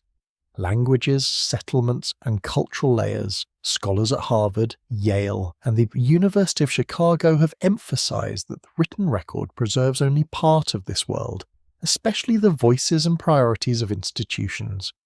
Archaeology can recover houses, tools, graves, food remains, and settlement patterns, but it rarely restores a full human voice. The unnamed are therefore not imaginary. They are everywhere in the air. They are the people who mourn, carried, hooked, healed, called, mourned, married, traded, feared, and prayed without leaving inscriptions. They are the children buried beneath floors. They are the elders whose stories died with their listeners. They are the migrants whose accents vanished into market noise. They are the workers who shaped bricks for temples dedicated to gods whose names survived better than theirs. No conspiracy is required. History forgets very naturally. That is almost, or worse. A quirky fringe tidbit claims that the last unnamed ones could not be remembered because memory itself was their enemy. In that speculative telling, every time someone carved their name, the name collapsed into dust, leaving later scribes to mistake their absence for non-existence. No archaeological method supports such a claim, yet as a mythic image, it gives emotional shape to something real. Some lives resist recovery because the conditions for preserving them never existed. You walk through the mist, and shapes seem to gather. A woman kneels near a hearth, grinding grain with slow pressure. A boatman pushes through shallow water at dawn. A child watches smoke rise from a roof hole. A healer ties a charm at a wrist. A brickmaker lifts clay with cracked hands. None of them turns toward you. They are not ghosts in the theatrical sense. They're impressions, almost visible, then gone. Their silence is not consent. It is distance. The last unnamed ones also include older sacred presences that later religion may have repurposed. Ancient Near Eastern religion did not simply replace one set of beliefs with another in clean stages. It absorbed, renamed, merged, and reinterpreted. A local guardian might become a demon in one context and a divine attendant in another. A dangerous force might be ritualized rather than erased. A forgotten name might persist as a syllable in a longer formula. Scholarly debate continues over how to identify such survivals. Some researchers argue for deep continuities between prehistoric practices and later Mesopotamian religion. Others caution that continuity is difficult to prove without clear evidence. A careful reading treats fragments as clues, not conclusions. The mist should not be mistaken for a wall, but neither should it be dismissed because it refuses straight lines. You pause where the ground grows damp. Water reflects the sky in broken patches. At the edge of one pool, small animal tracks cross the mud and vanish under reeds. The landscape seems to teach disappearance as an ordinary rule. Every print holds shape briefly, then softens. Every ripple widens, fades, and becomes water again. The unnamed ones belong to this law of traces. They are not absent because they fail to matter. They are absent because survival is selective. Consider how later divine stories work. They preserve rulers of heaven, judges of the underworld, crafts of gods, battles of order, and reasons for human labour. Yet behind these stories must have stood many smaller traditions that never entered the archive. A grandmother's warning about a marshlight, a fisherman's prayer at a dangerous bend, a burial song sung only by women in one settlement, a taboo around an old mound. Such things rarely become official literature. Still, they shape how people live. The negatives of civilization may be the grand name placed over these dispersed survivals.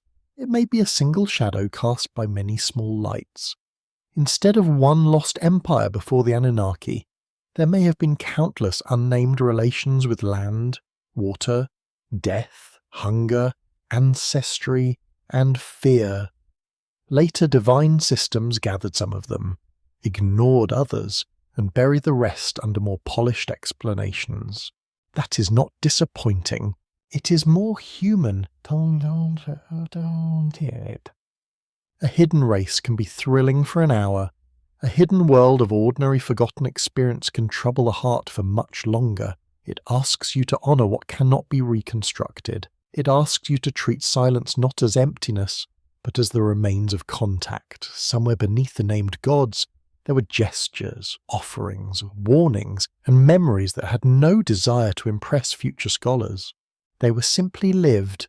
You feel the mist cool against your face. The last unnamed ones retreat whenever you define them too sharply. Also call them spirits, and the human dead slip away. Call them ancestors, and the primeval forces withdraw. Call them a lost civilization, and the social realities become too small. Call them nothing, and the pressure of their absence returns even stronger. Their nature is plural, unstable, and difficult to keep in hand. Perhaps that is why they belong near the end of the hidden timeline. Not because they are last in time, but because they are last to resist being named, after gods, cities, calendars, covenants, and scribal order have done their work.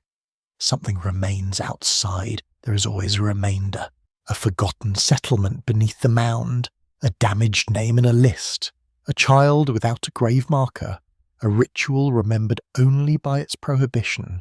The world is made of remainders. Official history tidies them. The mist thickens, and the horizon disappears. You are left with nearby sounds, water tapping reeds, your own breathing, the soft shift of the mud underfoot. These sounds feel small enough to be true. No thunder, no cosmic announcement, only the persistence of things that almost vanish, yet still touch the present through texture, habit, and unease. The last unnamed ones do not need worship. They need attention. Attention is gentler than certainty. It allows them to remain partly hidden while refusing to erase them. You can admit that no tablet proves a negative civilization as a single forgotten empire. You can also admit that the ancient world contains depths of unrecorded human life and sacred imagination that preceded and surrounded the named gods. Both truths can stand together, like two figures in said mist. One clear, one almost gone. You turn back toward the dim outline of settlement. Behind you, the open land resumes its silence.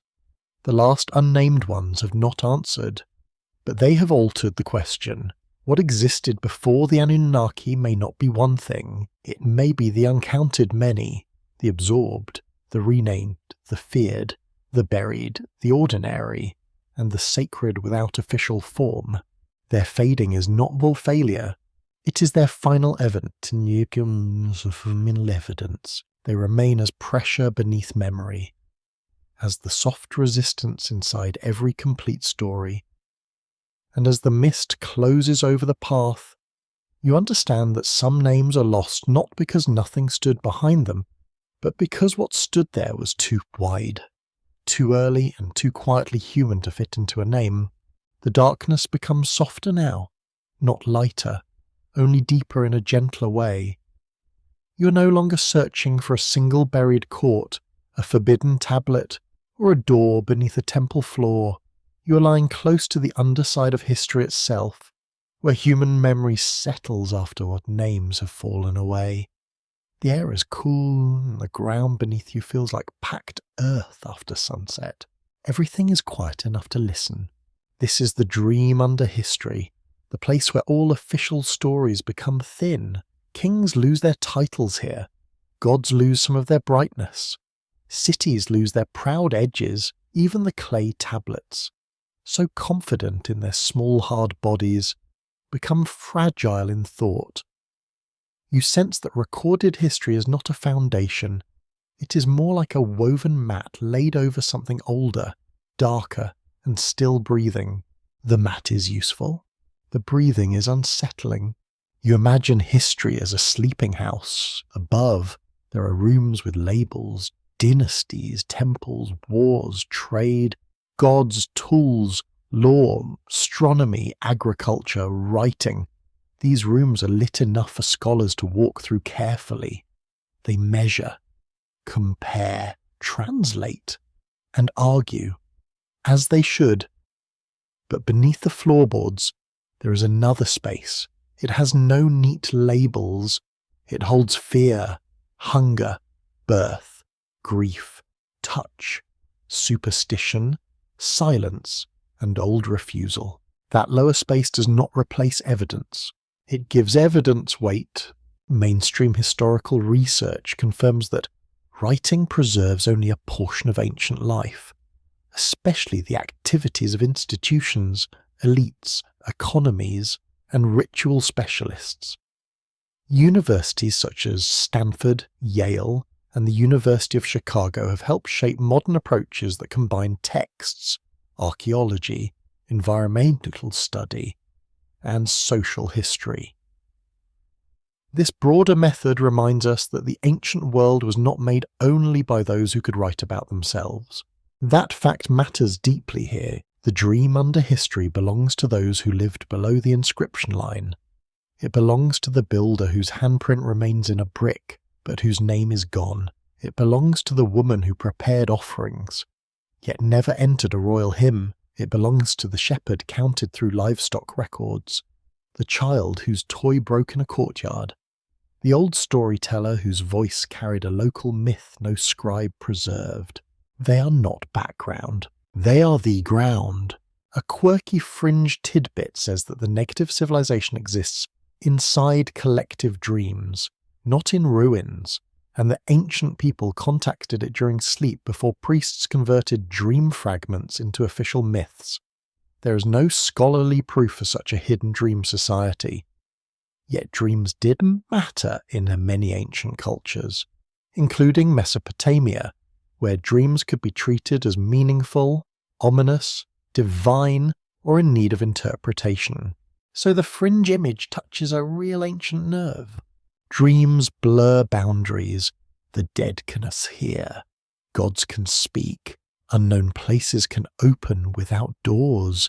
A dream can make the absent present and the impossible emotionally true. For a society attentive to signs, sleep was not merely rest. It could be another kind of threshold, a night road into meanings that daytime order did not fully control. You feel yourself entering that threshold. The ground under your body is cool. Nearby, a small oil lamp burns with a tired yellow eye. Outside, perhaps, reeds bend in moonlight, and water moves through a channel with slow patience. Your body is still simple, but your mind descends through layers. First the city fades, then the temple, then the god names, then even the first cosmic waters become less like doctrine and more like feeling. What remains is pressure.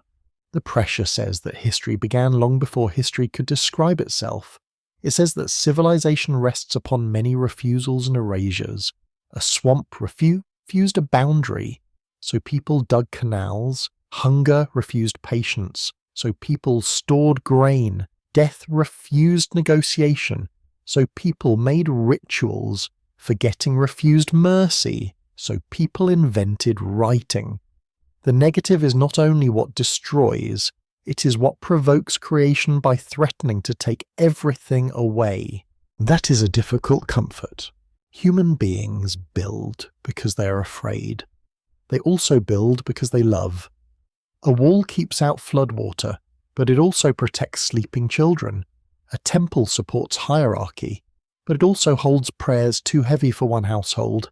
A tablet can serve bureaucracy, but it can also rescue a song from silence.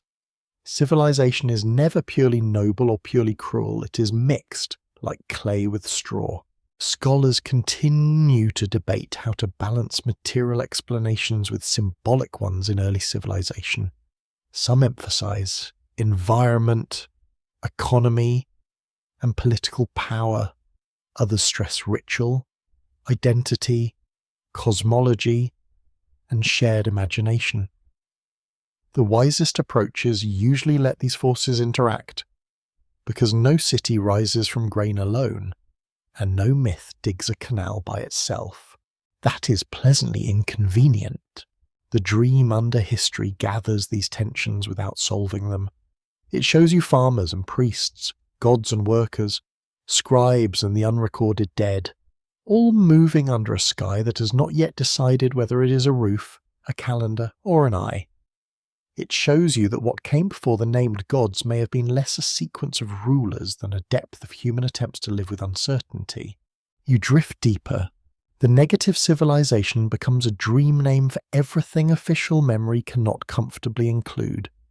It includes the unnamed workers who made sacred centers possible. It includes older sacred feelings attached to land and water. It includes the terror of formlessness before creation. It includes the withdrawn gaze of powers too distant to address. It includes the knowledge that every order is temporary, repaired daily against the patient return of dust. This is why the idea feels ancient even when speculative. It does not need to be accepted as literal empire to reveal something true about the structure of memory. The Anunnaki, like many divine groups, belong to a world where power has become named, ranked, and narrated.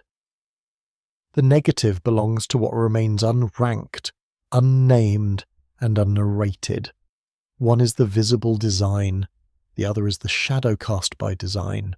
A small sound passes through the room, maybe wood cooling, maybe a night insect. You do not need to decide. The dream keeps widening. You see a tablet dissolve into wet clay. You see a temple platform sink back into mound. You see a divine name become a sound, then breath, then silence. You see a worker's footprint fill with water. You see stars reflected in a bowl, trembling at the slightest touch. Every image says the same thing gently. What survives is never the whole. And yet, fragments are enough to haunt us. They are enough to guide thought through the dark. You understand now that the hidden truth is not a single revelation, but a posture of listening. To ask what existed before the Anunnaki is to ask what lies beneath any named system. It is to hear the clay tablet and the missing voice together. It is to trust evidence without forcing it to become smaller than wonder. It is to let the past remain partly strange. That may be the most respectful form of attention. The dream under history does not give you a throne room of negative kings. It gives you a breathing depth beneath every throne. It gives you the knowledge that history is written over loss, but also made from resistance to loss. It lets you feel the ancient human task, to name what can be named, tend what can be tended, and leave room for what refuses the light. The lamp grows lower. Its flame leans, recovers, leans again. You rest in the hush beneath the official story, where no one commands, no one explains, and no final tablet has been found. The world above continues with its cities, gods, calendars, and careful lists, but below, the older dream remains, carrying everything erased, everything unfinished, everything too early for a name. And in that dream, history does not end. It breathes under you. The last light settles across the plain, and the world becomes almost tender. You're standing where river haze, ruined brick, and darkening sky meet in a single breath. Nothing here announces itself as final. The reeds still move, the dust still rises, the clay still waits for hands that are gone. History does not close like a door. It remains ajar, with darkness showing through the narrow space. The story is not complete. That is not failure. It may be the most honest ending the ancient world can give. A complete answer would be too clean for evidence this broken, too sharp for memories carried through flood, conquest, copying, rebuilding, and sleep. The mystery of what existed before the Anunnaki has led not to one throne, but to many shadows. Some are cosmic, some are human, some are made by damaged tablets, and some by the strange shape of our own longing. You feel the evening cool your face. A temple mound lies behind you, softened by distance. A marsh glimmers ahead. Between them stretches the old human middle, where people built against loss and still became part of it. Every brick, every offering, every list of names, every field boundary, every hymn and household charm belongs to that middle. It is the place where order is made, then remade. Because the world never agrees to stay arranged, mainstream history confirms that Mesopotamian civilization grew through long, layered processes of settlement, ritual, labour, writing, environmental adaptation, and political change. Scholars at Yale, Oxford, Harvard, Stanford, and at the University of Chicago have shown how archaeology and texts must be read together, neither alone being enough. Tablets preserve voices, but not all voices. Ruins preserve structures, but not all meanings. That is the ground beneath the silence. The Anunnaki belong to a named sacred world, a world where divine powers enter relationships, rankings, myths, and duties. Yet named worlds do not rise from nowhere. Beneath them lie older settlements, older fears, older ritual gestures, older landscapes, older dead, and older questions about water, darkness, hunger, labour, and return. To ask what came before is to feel the pressure of all those layers pressing upward through clay. The negative civilization may be a useful name for that pressure. Not a kingdom with banners, not a race waiting in a tunnel beneath a museum. Rather, it is the shadowed space before official memory comes confident. It is the uncarved side of sacred history. It is what is lost when gods become orderly, when cities claim beginnings, when scribes decide which names belong in the line. It is the realm of withholding, forgotten labour, old depth, missing ancestors, and the silence that remains when evidence stops speaking. A quirky fringe tidbit claims that the negative civilization still exists whenever an ancient name is almost remembered in a dream, then vanishes at waking. There is no historical proof for such a thing, and no responsible scholar would enter it into a catalogue. Yet as a bedtime image, it is difficult to dismiss entirely, Joan. The past often behaves like a dream. It gives a fragment, then withdraws the room around it. You have felt that withdrawal in the black soil, in the missing statues, in the under-tablets, in the foundations of Eridu, in the sky that watches by retreating, in the calendar built around things that might not return, in the covenant of fragile life against the patient work of disappearance. Each path offered a different face of absence, and each face refused to become the only one that real matters. The open scholarly debate remains, and it should remain. How much can later Mesopotamian myth tell us about prehistoric sacred ideas? How carefully should damaged texts be restored? How far can archaeology reach into belief? How do we distinguish continuity from coincidence and memory from invention? Researchers continue to disagree, not because they're confused, but because the evidence deserves caution. Ancient truth often arrives in plural form. You stand still and let that plural truth breathe. Perhaps there was no single civilization before the Anunnaki. Perhaps there were many small human worlds, now unnamed, feeding the later imagination. Perhaps there were local spirits, forgotten rites, and older divine forms absorbed into grander systems. Perhaps there were only the ordinary pressures of flood, field, hunger, death, and wonder, transformed over centuries into stories of divine order. Perhaps that is enough.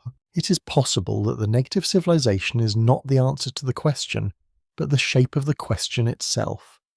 It appears wherever history becomes aware of its own limits. It appears in the silence around surviving evidence. It appears when the official myth begins too late, when a city remembers too proudly, when a name feels older than its explanation. It is the dark margin, where certainty softens. You hear water move in the reeds. The sound is low and patient. A listener might want the great revelation now. The hidden rulers named. The sealed chamber opened. The first beings identified, arranged, and explained in a pleasant chart. That desire is understandable. The mind likes a clean ending. It likes a final label. It likes to believe that somewhere, one missing tablet will step forward and say, "Here is everything, please stop wondering." Ancient history is not so generous. It offers fragments, patterns, arguments, an atmosphere. It offers a worker's rationalist beside a hymn to a god. It offers a temple foundation over old foundations. It offers a myth where humans are made to carry divine burdens. It offers a city called First, standing on layers that were already older. It offers absence, which is not nothing but the outline of what did not survive. That outline is the final image. The negative civilization remains as negative space. You cannot hold it directly. You see it because later civilization forms around it. The named gods, the ordered cities, the calendars, the rituals, the genealogies, the clay records, all create a visible weave. And around that shape the older darkness becomes perceptible. It is like seeing the wind only because reeds move. The reeds move now, slowly, quietly. You understand that history is not a staircase from darkness into light. It is more like a shoreline, where each wave uncovers something and covers something else. A tablet is found, and another turns to powder. A name is translated, and a voice remains lost. A god becomes clear, and the world before that god becomes more mysterious, not less. Knowledge does not end wonder, it deepens its edges. So the story does not close with certainty. It settles into attention. The Anunnaki stand within the great named order of Mesopotamian sacred imagination. Before them, beneath them, around them, there may have been older worlds of settlement, ritual, fear, landscape, ancestry, labour, and cosmic depth. Some became gods, some became fragments, some became silence, some may never return to language at all. And perhaps that is fitting. The oldest past does not owe us its face. It has already given us clay, water, ruins, names, gaps, and questions. It has given enough to trouble sleep gently, and not enough to let the mind become proud. Somewhere beyond the last line of the tablet, the hidden world remains unfinished, not because it failed to survive, but because survival itself is always partial. You turn away from the darkening marsh. The sky gathers stars. The mound behind you becomes one shade with the earth, and the path ahead fades into blue dusk. Nothing has been solved in a hard way, yet something has been uncovered slowly, with patience, before the named gods, before the confident stories, before the Anunnaki entered the written imagination. There was a vast and breathing afore, full of absence, pressure, labour, water, an unnamed memory, and perhaps the story is not yet complete. The night grows gentler now, and the old plain recedes into softness. You do not need to follow every path any farther. The tablets may return to their shelves, the reeds may settle beside the water, and the temple mound may rest under its patient covering of dust. What has been heard tonight can remain unfinished, like a lamp lowered but not extinguished. You may let the unanswered parts stay unanswered. There is comfort in that. The ancient world was never meant to be held all at once. It comes to you in fragments, like cool pieces of pottery found in the palm. One edge is smooth, another is broken. You do not need the whole vessel to know that someone once lifted it, filled it, carried it, and set it down beneath the same wide sky. Breathe slowly. The rivers are far away now. The scribes have laid down their reeds, the workers have returned from the fields, the gods, named and unnamed, have withdrawn into the quiet places where old stories sleep. Even the negative, that patient shape of absence, no longer presses hard against the door. It remains outside, calm and dark and part of the night itself. You are safe here. Listener, the dust settles. The water forgets the last ripple. Stars brighten above the plain one by one, until the sky becomes a soft archive without words. Somewhere under that skis, ancient clay cools in the dark, holding its broken signs, its missing names, its unfinished beginning. Nothing demands an answer now. Nothing asks to be solved before sleep. Let the mystery loosen. Let the old cities sink into shadow. Let the marsh breathe, and let the last lamp fade. And perhaps, somewhere beneath all remembered history, the hidden story continues without hurry, whispering through clay, water, silence, and dream good night.